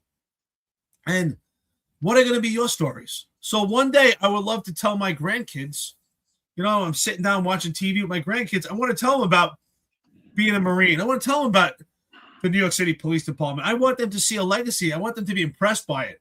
But if they see a shambled, disarrayed police department, they're going to be like, oh, wow, I guess that wasn't a big deal. That's what you did, Grandpa? And that's all we have is stories. And what stories can we pass on? The NYPD wants to go to policing. And I think if you really love something, then you're going to pinpoint things about it. You're going to be honest, right? That's why married couples fight, right? People that are really married, that love each other, that last, are the ones that are honest with each other and not afraid to tell each other, like, hey, you look stupid. You said something stupid, right? Think about anybody here, your husband, your wife, or your husband. It doesn't matter, whoever you love. If you're honest with them, you actually fight with them, right? You actually argue with them because you care. And just think about it, right? When two married people or any type of couple, if they stop arguing and they never argue, there's something wrong, right? You know that's a marriage or a couple that's not going to last. If they're afraid to tell each other the truth or they don't argue with each other, that means they just don't care. They don't care. So the fact that we criticize and give a fair assessment and pick apart failures by the NYPD shows, if anything, it shows we care more than anyone else. Where are the unions? If the unions really care, they say this is a failed response. You could have got our members killed. That's what they should be telling Chief Edwards. Your response defies all training. You could have got our members killed. And that would be an honest assessment if you really care. Yeah, I mean, it is what it is. 26 and out. We read the chats at the end, but just so you know, Mondani was not in Gracie Mansion. We played the video. But we'll read your super chat at the end. We appreciate you, brother. But he was not there. He during the video we played, they did a press conference this morning. He said he wasn't there. So there's that. All right, let's just cover this topic real quick, and then we'll get out of here. We So a news article came out this week, and I just think it's very important to discuss because, again, it just shows the breakdown in NYPD, incompetence in leadership and the decisions that they're making. So this article comes out. NYPD precinct commander accused of violent sex crime against underling cop. I want to make biracial babies with you. So here we go, right? Like, one is when you're an NYPD chief or you're an inspector, anything, that you're going to get involved in a lot of lawsuits, right? Like, there's going to be lawsuits that are complete bullcrap, right? And I'm not saying that this lawsuit's bullcrap, and I'm not saying that the lawsuit's legitimate. I'm saying that there was an allegation made that a precinct commanding officer threw himself on top of a black female, and then after he did it and she fought him away, he threatened her. Right? So, and he like kissed her and he did all this stuff. That is a crime, people. So I just want you guys to be aware of that. So traditionally in the NYPD, when you're accused of committing a crime, there will be an IAB investigation. If you're the commanding officer of that person that's making an allegation of you, traditionally they will move one of you, right? They don't keep you together. That didn't happen here. Female makes the allegation, he continues being her commanding officer, which is unheard of in my opinion, right? Because now you're opening the job up to more liability and you're opening up a potential victim to being victimized again. And you're opening someone who's potentially just being accused of a crime to get another accusation, right? Because you're leaving the situation bad. You're not separating the parties, which is traditionally done. So this allegation goes to IAB. The inspector, the commanding officer, he's not modified, he's not suspended, and I'm not saying that he should. But the parties are kept together, which is unheard of. Then IAB makes the determination that they're going to do a criminal referral to the Bronx District Attorney's Office. So Attorney John Scola is awaiting the IAB case, but can't get it because the case is still active because the Bronx DA hasn't decided whether they're going to prosecute him or not. So you're kind of on standby as a member of the NYPD, regardless if the allegation's legit or not. And the reason that you're on standby is because the job wants to alleviate itself from further liability. They want to make sure that you're not going to victimize anybody else, embarrass the job further, or cause more liability to the city of New York. That doesn't happen here. While he has an active criminal referral to the Bronx District Attorney's Office, he's promoted under Police Commissioner Jessica Tisch 2 weeks after Jeffrey Madry runs out of the building in disgrace. So I personally think that, Jessica Tisch has been set up for failure from day one. And I personally believe that she doesn't know a lot of the systems that are in place in the NYPD and why they're in place in the NYPD.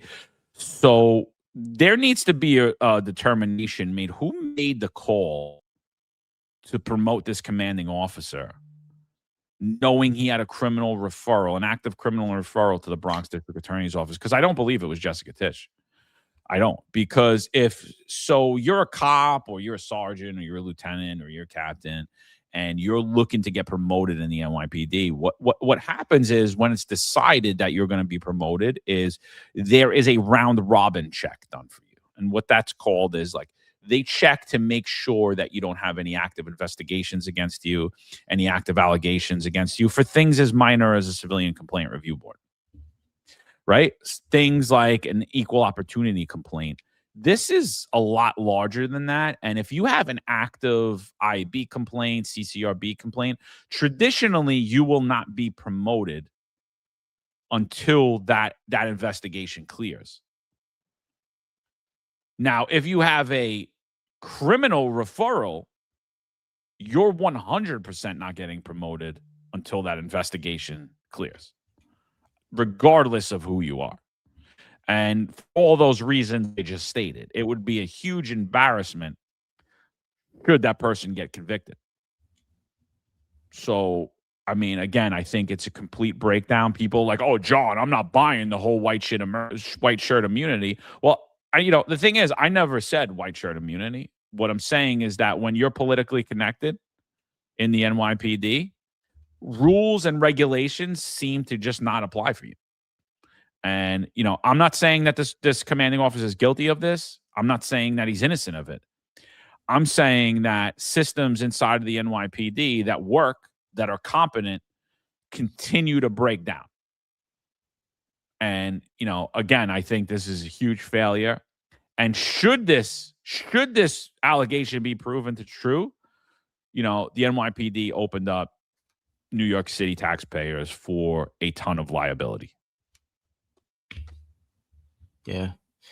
Yeah, it's interesting, this guy's career. He spent I'm just looking at it now. I'm seeing he spent a lot of time in the Bronx, most of his career in the Bronx. And he got promoted in 2021, right? This was in 2021, and then 2023 he got promoted again. While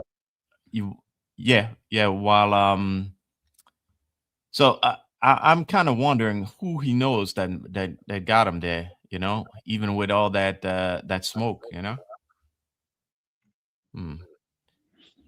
Yeah, and now he's in and he's and again he got promoted and moved to become a borough commander, basically setting him up for a chief spot as well. So, and Ron Layson says it here, that used to be the process. We have seen how people have been promoted during the past few administrations. Rules don't apply anymore. And that's the thing. It's like I just don't understand what's happening in the NYPD. So so he was promoted in 2023. Then I'm wrong. He wasn't promoted under Jessica Tisch, and I take back everything I said. He was moved out to become the borough commander. Then that's what happened. He moved to patrol borough Bronx out of it. I was wrong. If he was promoted in 2023, I'm wrong. No, I want to say I know. Excuse me. I know Jeremy Shublin. I was a special operations lieutenant in the Bronx. He was in a neighboring command in the 4-3 precinct as a special operations lieutenant. We had a great working relationship. He eventually got promoted. He was a commander. We had a good relationship. I say he was a good lieutenant out there. He was a good commander. Great guy. As far as with me, he was a nice guy. But I will say this. Actually, he was an awesome guy. He's a great guy. He's a good cop.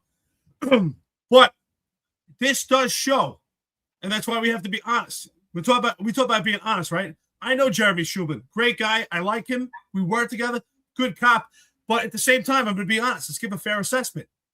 I was not promoted to captain because of civilian complaints. But yet, Jeremy Shublin was promoted in a position where he was alleged with a crime. Now, I know him. I find it hard to believe he committed. I don't know what happened here. Obviously, I wasn't there. But I know him. I know he's a good guy. And I would, I would find it hard to believe. But at the same time, I don't know what happened. I don't know what goes on behind closed doors. But either way, he was still promoted. And I wasn't promoted because of civilian complaints. So we're showing hypocrisy right here. If you're alleged, if there's a crime alleged, that usually puts you in a position where you can't get promoted. I mean, I wasn't promoted because of civilian complaints. And I've seen numerous cops when they're put in positions like this where it's pretty much impossible to prove or disprove. And yet we see a different standard here. So we have to be honest. Even if you like someone, and that's what I'm saying, we have to be honest and give a fair assessment. This is not the standard that meets general population. This is a standard that someone is in a situation where they're hooked up. Ron Lacey says, you just said he's a good guy. Yeah, I'm laughing. I'm laughing to myself because I'm saying he's a good guy. As far as, I know we had a good relationship, but I'm saying he's a good guy because he was a good cop. We had a good relationship. He was a good leader. But it's still, we have to give a fair assessment that this is not proper standards. I talk about it shows that he was tier 1 and tier 2. Tier 1 being upper echelon and tier 2 connections. There's no doubt about it that he has connections, because if he didn't have connections, it would have been a far different situation. If you're general population, you would not get promoted. So we have to be honest and expose the hypocrisy.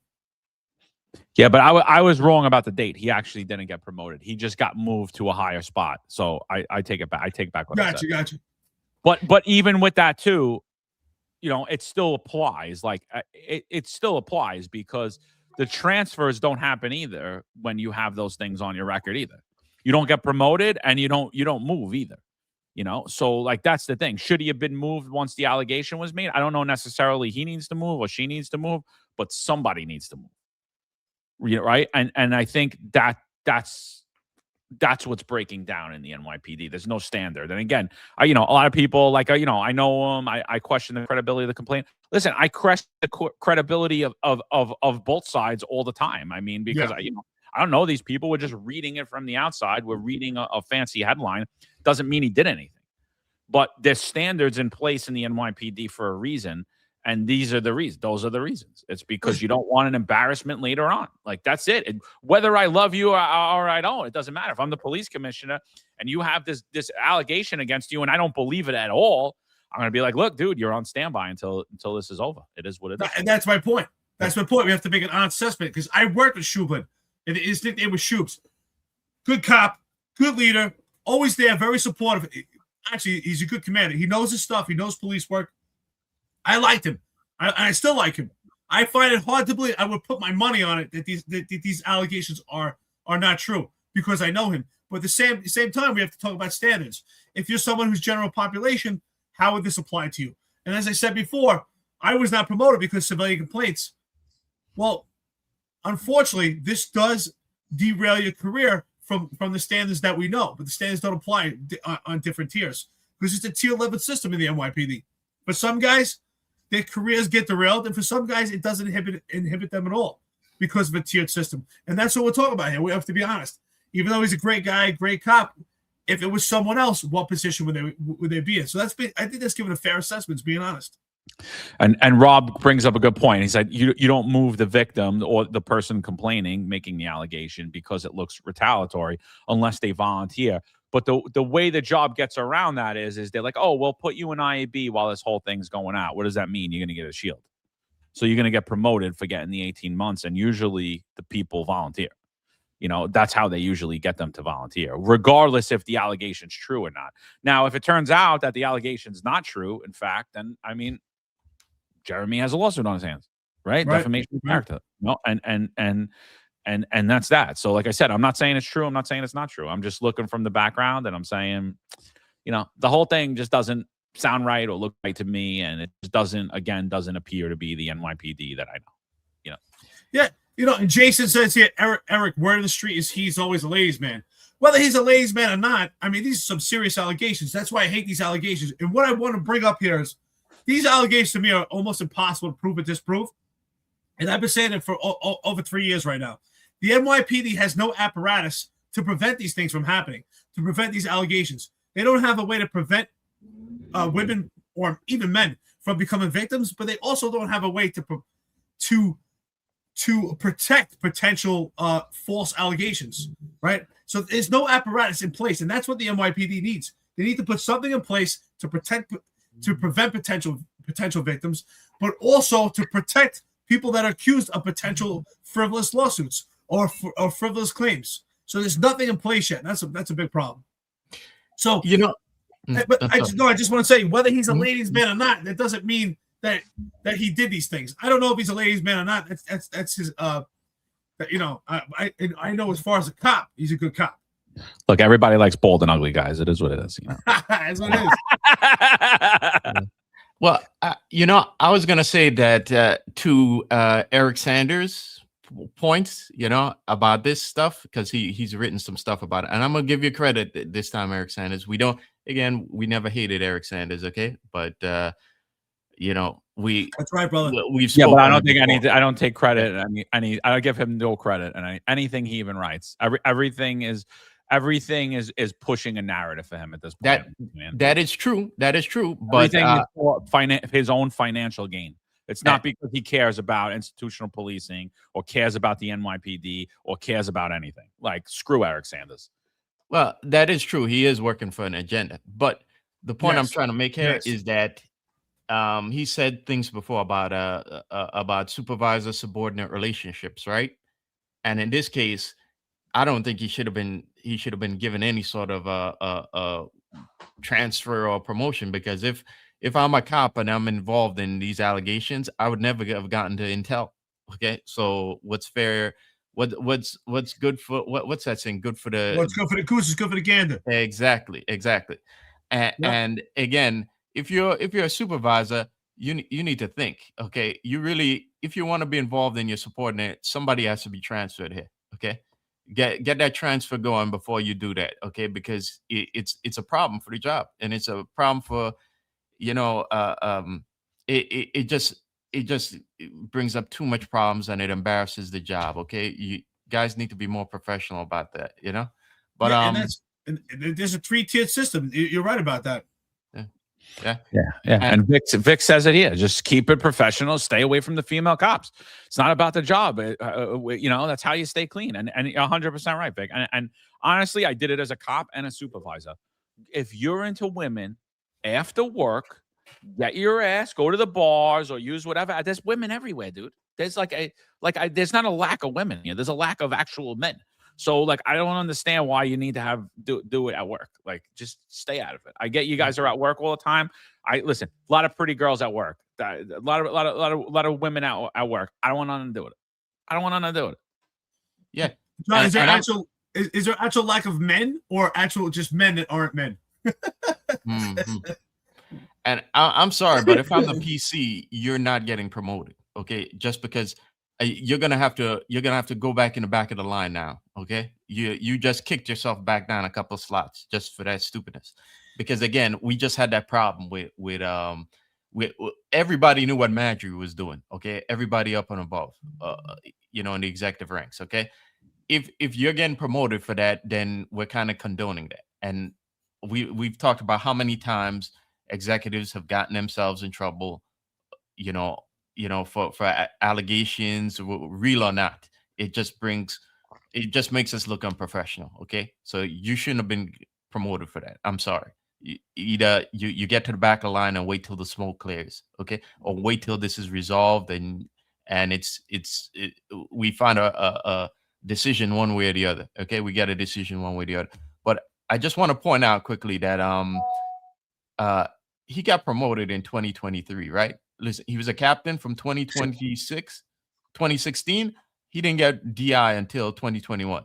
What happened around that time? Well, Eric Adams happened. Okay, and look, 2 years later he gets inspected. Right.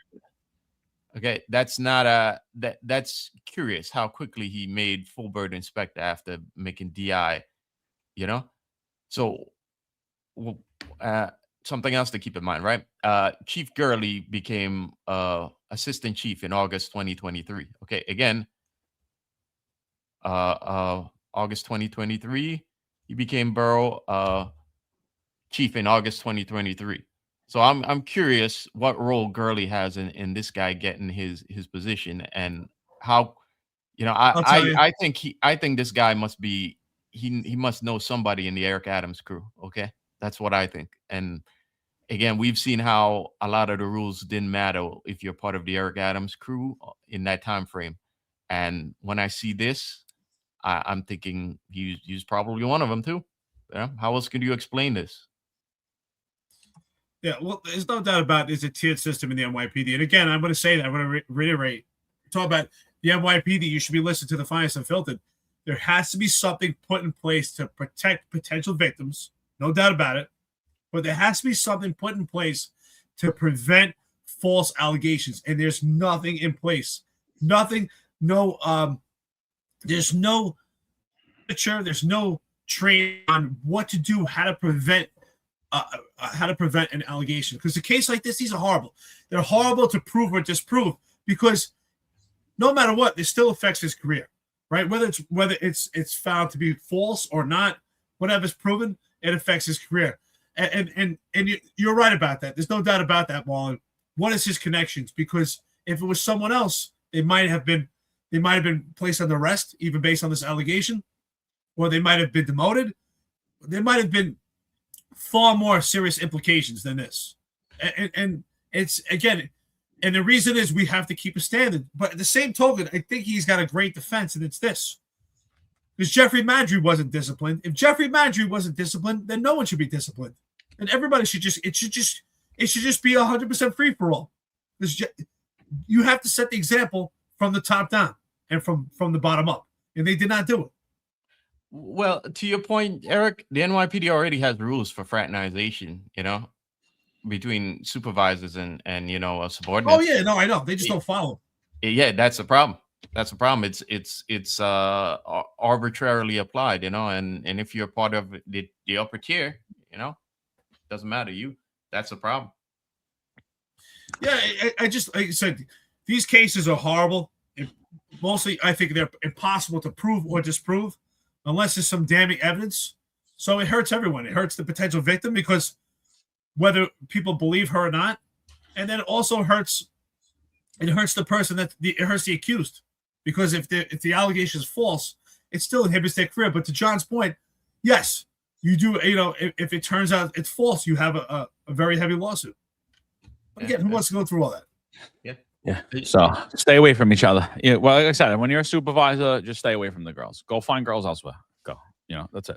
And same for you girls too, because they're not innocent either. Like, you know what I mean? Like the female supervisors aren't innocent of it either. So let's not pretend that either. Let's not pretend it's only a guy problem, because it's not. That's true. That's true. Yeah. If the job just says, if you're an executive doing that, we're not promoting you. Okay, you're getting pushed back. Okay, you're gonna derail your career. I think that stops overnight. Okay. Yeah. Look, I just think that they're terrible. I agree with you. But at the end of the day, I'm the police commissioner. I'm putting something in place where, guess what? Hey, it is what it is. Like, needs of the department. I can't keep you guys together. So, you know what? I'll just gonna have to send both of you out. Sorry. Like 100% right. And it sucks, and it's just, but something has to be done, because it's ridiculous. I mean, we've never seen so many lawsuits come out of the NYPD than we have under the Crumbs crew. We just haven't, like, for sexual harassment, and again, some of them have teeth to them. Some of them 100% retaliatory. Yeah, that's a good point. And some of them have teeth to them, and and even if it, like, the whole allegation isn't true, there's parts of it that's like, wait, you did what? You did what? You're the commanding officer? You did what? Oh, yeah. No, you got a problem. You got right. It's still something that crossed the bounds of being ethical, and because ethics should be important. There's definitely policy, but then there's also ethics. As I said before, there's no training on how to protect both sides and prevent these things. It really needs to be preventable measures. So, the time it says here, she had female supervisors hitting on her. So yeah, it's just it's tough. It's tough. Yeah. All right, let's get to the super chats. We're at 3 hours. Oh shit! I didn't realize the time is. Yeah. I gotta run. I got things to do. You got a life after this? Yeah. All right, 516 Diecast, Pio Frunte, present for duty. Just another spot on week. Thank you, sir. Appreciate the 700 people that remained with us this morning. If you guys could do us a favor, like, share, subscribe if you're new to it. We made Sleepy Joe says stamina, baby. I don't think we got taken down on any platforms. No, we didn't. We're good. Wow, look at that. Jonathan Fredericks. Policing is a violent job and never looks good on camera. It is, however, necessary, and those officers and executives don't seem to understand that anymore. Sometimes you have to meet violence by violence to protect others. Yeah. Jonathan Fredericks, he was on our network. If anyone ever wants to see his interview, great guy. Thanks, brother. Appreciate it. Retired sergeant. Enjoy your retirement, man. Yeah, it's true, man. People don't want to acknowledge that fact, and it's just a fact. So, Mondani won't like that statement, but it is what it is. Eric Adams won't like that statement, but it is what it is. It's the truth. Anyone who's done police work effectively knows it. John, what they don't label out, and I think this is important, is that there's violence, but there is necessary violence too, right? There's violence it's just completely inhumane, but there's necessary violence, and I think that people have this idea that cops shouldn't be violent. Well, unfortunately, sometimes they have to. Yeah. How do you arrest a resistant perpetrator without violence? How do you put a mentally ill person and take a mentally ill person into custody without violence? And that doesn't mean shooting or smacking them over the head with a nightstick. It might, right. But violence could just be, I grab your arm and I twist it around and I bend your elbow back so you comply and get your other hand. Like it might be I throw you to the ground, I sweep your legs out. Like necessary. It's a part of police work. If you're a police officer in New York City, you are going to be deploying violence a lot throughout your career if you're actually doing the job. If you're actually out on the street, whether it's in patrol, and if you're not, that tells me everything I need to know, because then there's a problem there. You're not doing your job. You're not keeping the safety of you and your partner in there. So, unfortunately, it's necessary. You're going to put your hands on people. It is what it is. We got a super sticker from Fox. Appreciate you always being here. Hey, Fox gave you a nice compliment earlier, by the way. I don't know if you saw. Was it my hair? What? No, that wasn't your hair. No, Fox said he loves that John knows the procedures and he's a civilian. That's why he watches it. So that was a nice compliment. Shout out to you, Fox. Very cool. Illustrate Life, 1776. Love it. Welcome to the show. We appreciate the super chat. You know, we appreciate it. Like, share, subscribe. You know. Thank you for the coffee and donuts. We appreciate it. 1776. That was a good year. America, baby. America. That's right. So who we got? Bizan, another person new to the channel. What's the over-under? The over-under on Mondoofus trying to ban pork bacon on bacon, egg, and cheese sandwiches during Ramadan. Look, a lot of this shit is all garbage about Mondani. I'm going to say it's definitely not happening. So if you want to make a bet, I'm willing to bet against you. I mean, look, I can't tell you how many times I've been called to do interviews about the Islamification of New York City. And I've turned every single one of them down. Documentaries, interviews. I'm like, I don't know what you're talking about. I don't know. Like, you're not going to like my response to any of this stuff. Like, I don't know what all this, it's divisionary tactics. I haven't heard him push one Islamic policy, but I've certainly heard him push a ton of failed Democrat policies, the same ones that Eric Adams and Bill de Blasio were pushing. So I don't see anything religion-based. Again, this is America, freedom of religion. I'm a Roman Catholic. I support you if you're a Christian, if you're a Jew, if you're a Muslim. I just hope that you came to this country to assimilate so that we could all live under one banner, the American flag, and be guided by the United States Constitution. Believe what you want to believe. We've had the church and Satan in this country for years and years and years. I mean, like, and they're allowed to do it under our banner of freedom of religion. And I'm directly against Satanists. It is what it is. But hey, you know what? I support the First Amendment right. It is what it is. I mean, we got to stop with the nonsense. Yeah. Give me a break. This guy is no Muslim, okay? Yeah. Come on. Yeah. Give me a break, guys. Yeah. He's a pretend Muslim when the cameras are there for you, okay? But he's not. He's a wealthy liberal elitist, just like Bill de Blasio was, okay? Yep. Yeah, I agree. Good point, Marlon. Spot on, brother. Any more coffee and donuts? What we got here? Snake Plissken, baby. That's it. The day everything went wrong and right. Yeah. Well, Snake Plissken, great friend to the podcast. Thank you, brother. We appreciate it. I'm telling you, I don't think anything went right that day.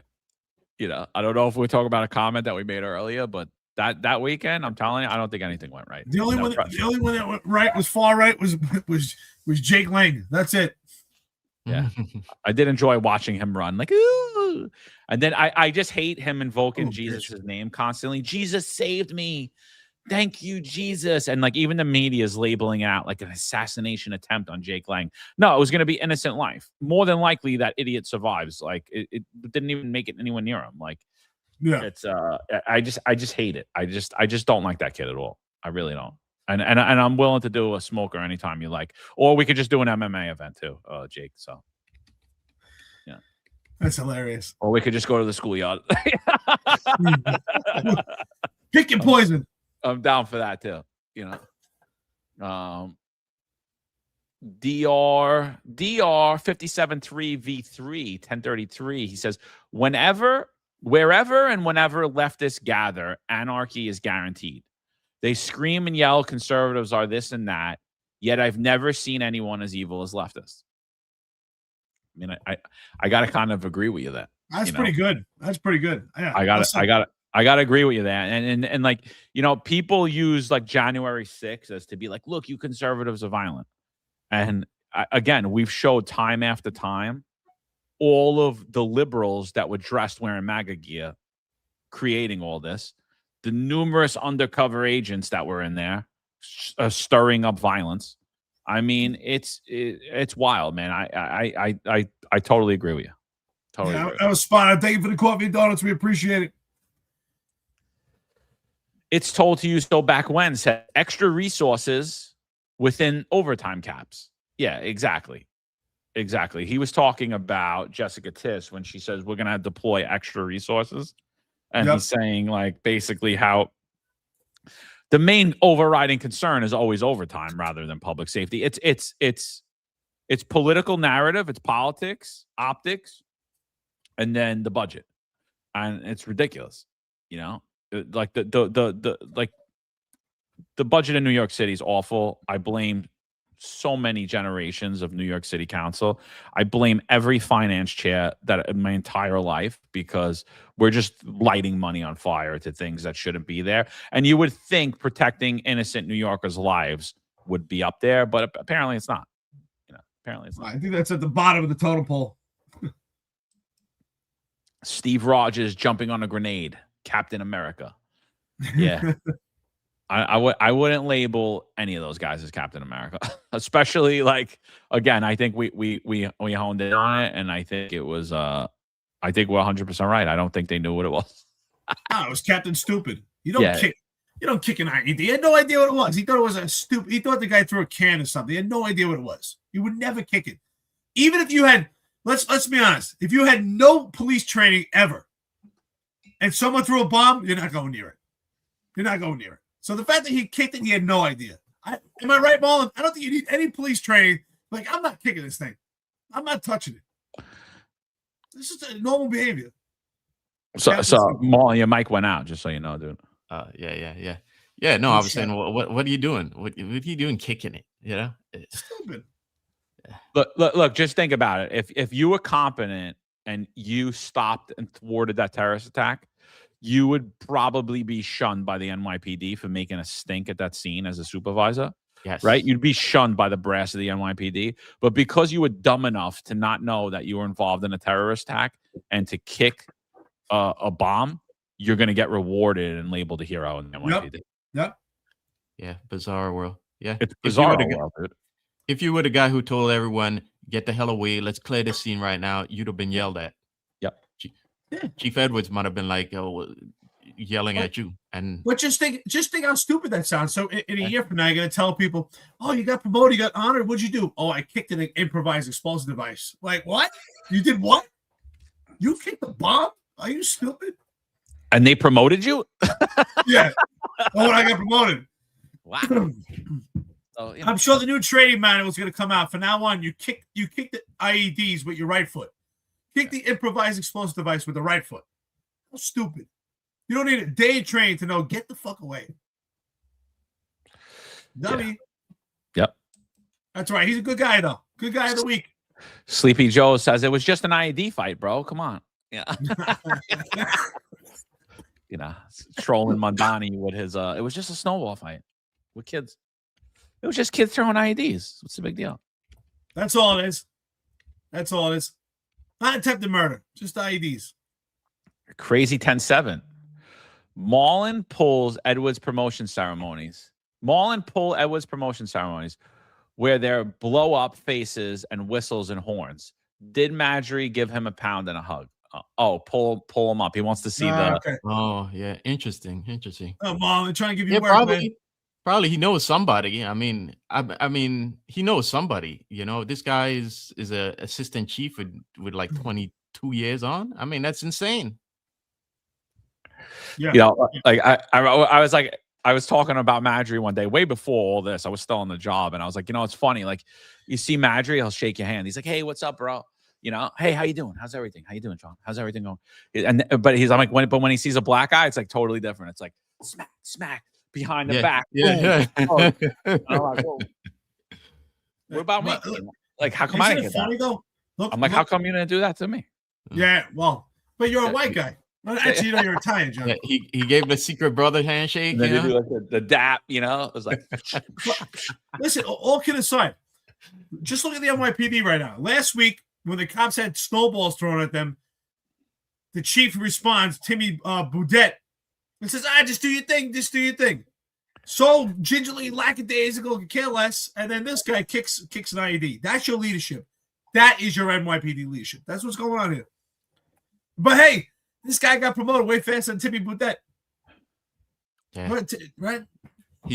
He's gonna get his third star now while Timmy is still waiting. Yeah. Yeah. Oh, I kicked an IED. I got promoted. That's good. Real smart. all right. JR2581. Never seen you before either. We appreciate it. The 1999 to the podcast. We appreciate you. Brother. You know, please like, share, subscribe. You know, love to welcome you in the chat. So thanks for joining us. Coffee and Don's, man. We appreciate it. 26 and out. We answered part of this. He said, was he inside the mansion or not? Why is media soft on him? They should ask if he remains firm on getting rid of SRG counterterrorism officers. We never learned from 9/11/01. God bless the NYPD. Appreciate you. So we did say that he was not, in fact, in the mansion. But I think the media coverage of all of this, it just shows how inept and incompetent they are as well. First question I had is, are they citizens? Why can't we ask that? Why shouldn't we be asking that right off the bat?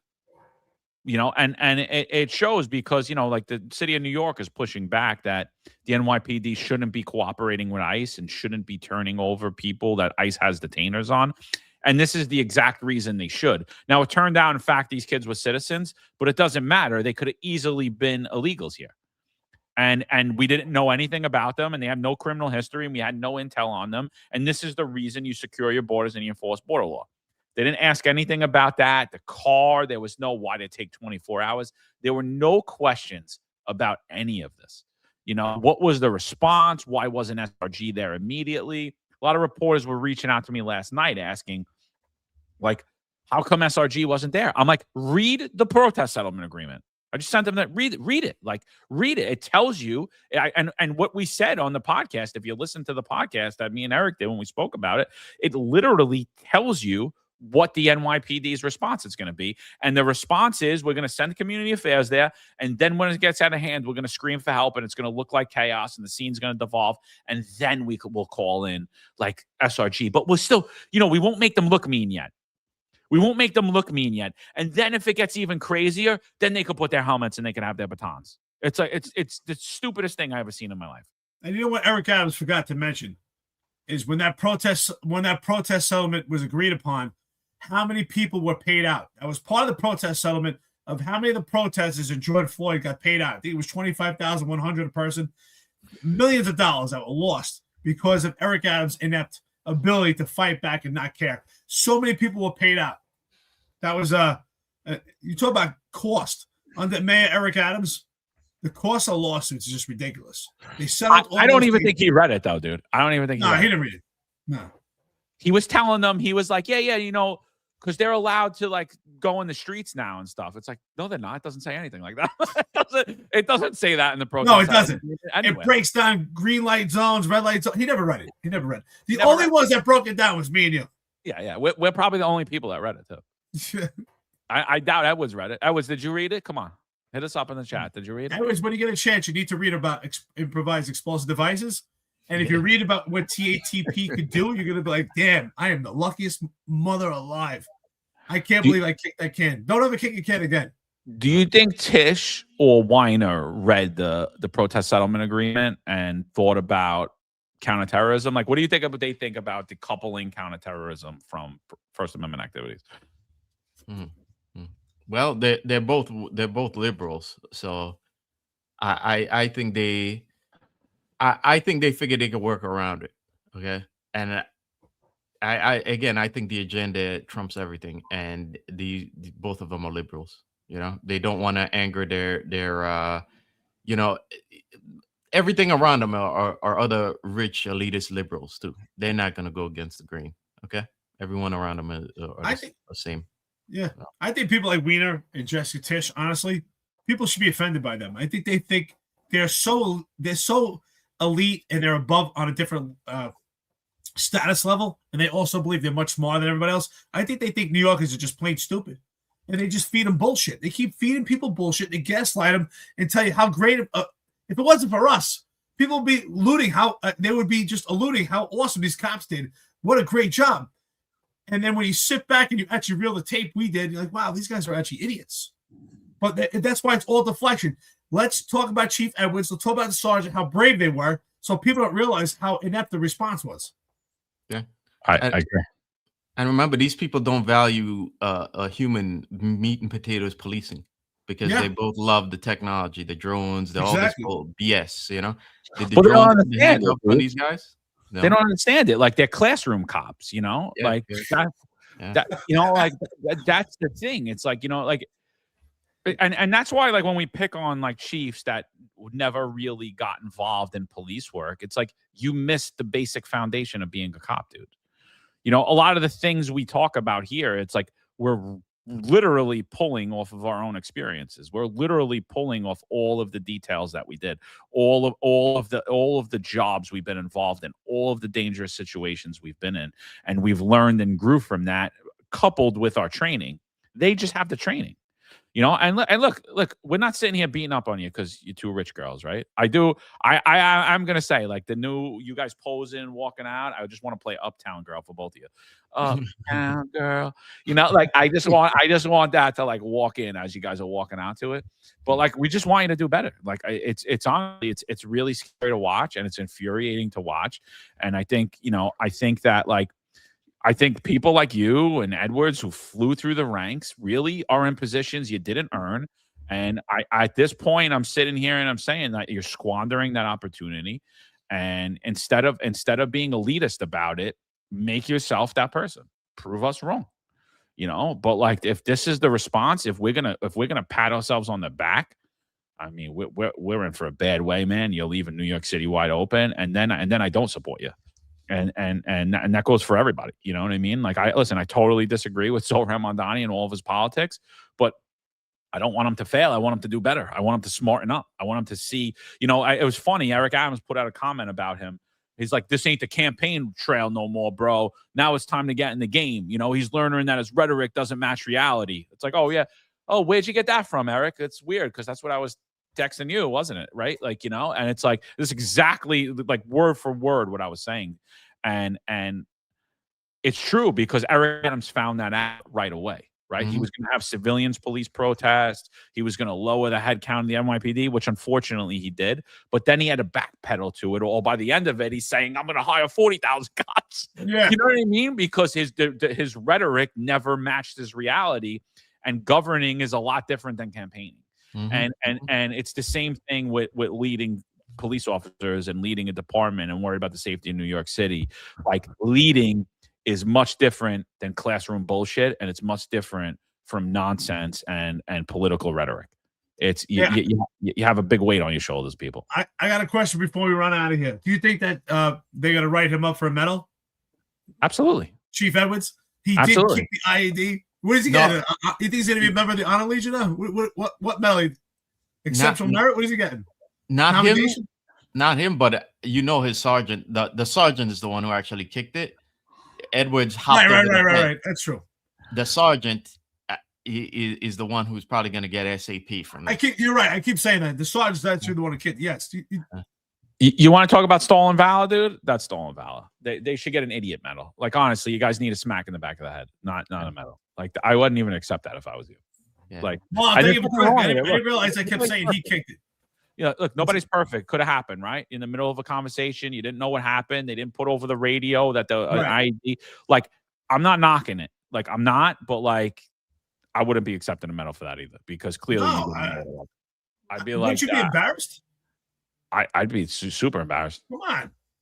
You know, this goes back to what we were talking about on Friday, right? Had those cops done their job well, they would have gotten Detective Shields too, and there would have been a press conference there too.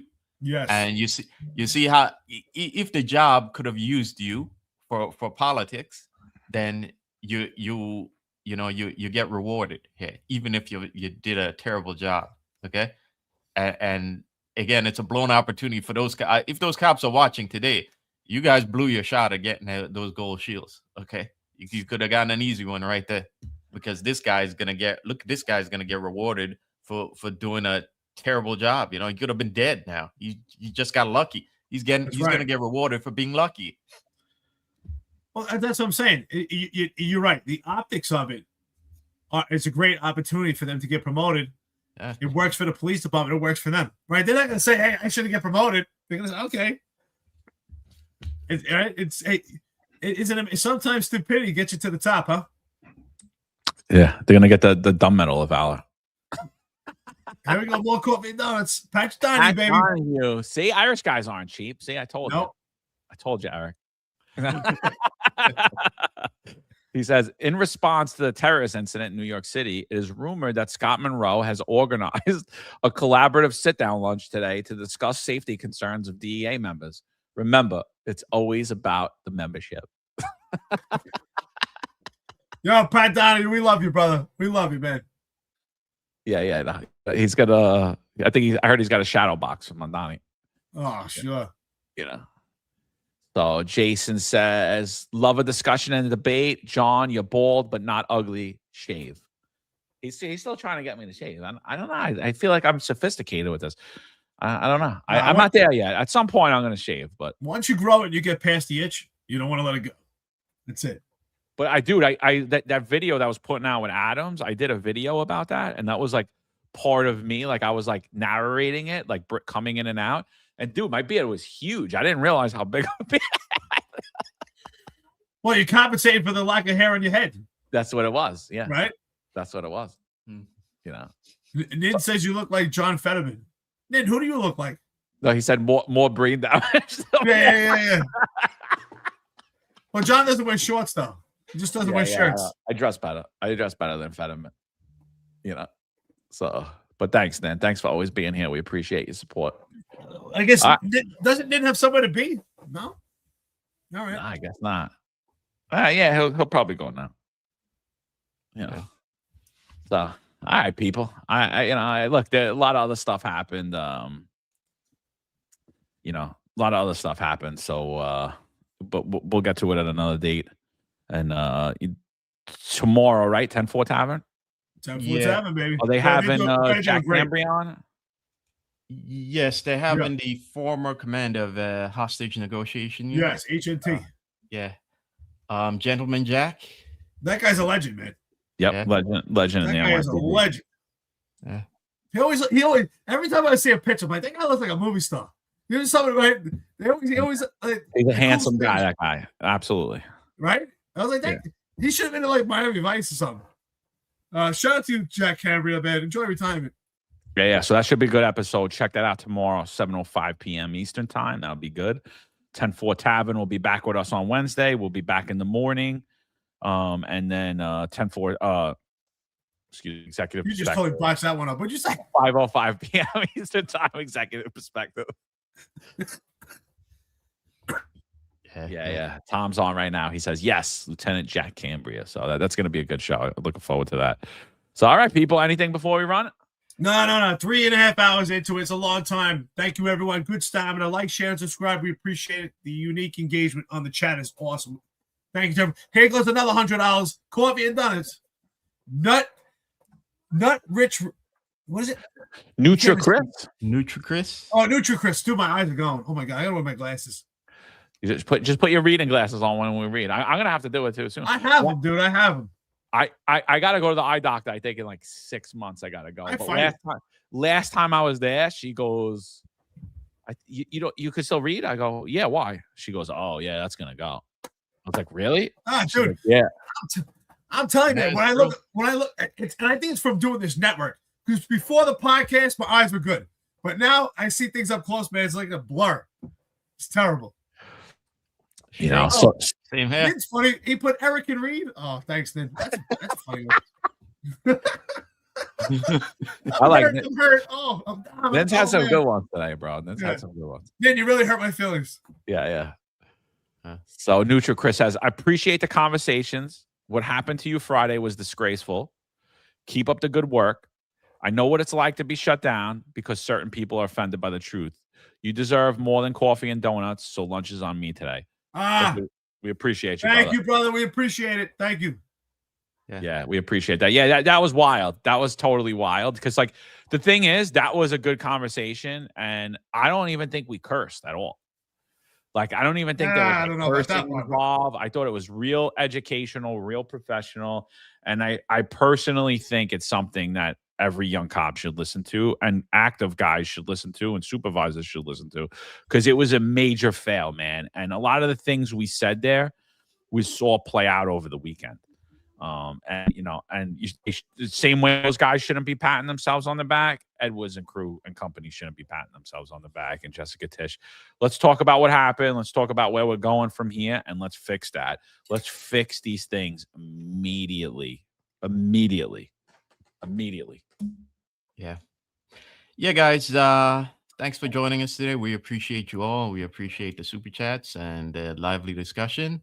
Just some things before you go.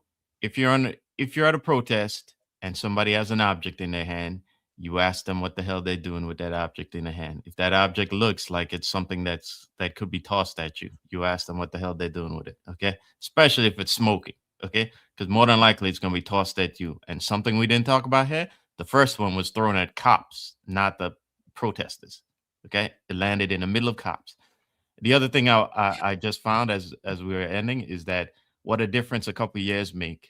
Because this guy on the floor is Saifulo Saipov. He's the guy in 2017 who drove the U-Haul into people in Lower Manhattan. Look, one cop on him, right? One cop on him, right? This is yesterday. Look at this mess here. And even this cop that's on top of him is trying not to put force on this guy's upper torso. This guy just tried to create a mass casualty event, and we gotta arrest him gently. Okay, so it's the state of things right now. But anyway, if you're on patrol, stay safe and remember, stay alert. Okay. And just last two things. Wednesday, we're having former Councilman Bob Holden on. He's going to come on to discuss the decline in the legislation that led to the emasculation of the NYPD. So we're gonna break down what happened through the years in City Council. So that should be a good discussion. So we're gonna, like, the things that we talk about here, we often don't get into each specific bill, but we'll highlight them, we'll talk about them, but we're gonna go in depth about that. So we're looking forward to that conversation. Me and Eric will start 8:05. He'll join us a little bit later, like 8:20 or whatever. But that's gonna be a good discussion. Make sure you check that out. Also want to give a big shout out to Detective Jen Kenny Williams. She's retiring today. So Jen, thank you for your service. We appreciate all of you who put your papers in. I know we don't get to highlight everybody, but shout out to you for your retirement, and just everybody say prayers for the officer who recently passed overseas in Kuwait. Active, never got to see his retirement, and that's so many people, and it's frustrating. So appreciate everybody for joining us today.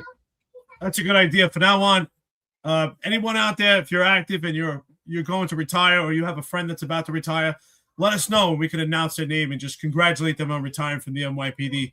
So with that being said, 3 hours and 37 minutes into it, I want to thank everyone. Like, share, subscribe. We appreciate it. Find us Unfiltered. Of course, we'll be back Wednesday. And as John told you, Tuesday, 10th, what's happening? Show is really picking up, getting some good steam. I think they have a great cast of guests. Really impressive. Put us on a national level. And, of course, Wednesday, Executive Perspective, doing a hell of a job. And, this is terrible. This is sad. So, and the watch, God bless him. All right, people. Find us Unfiltered. We'll be back at you.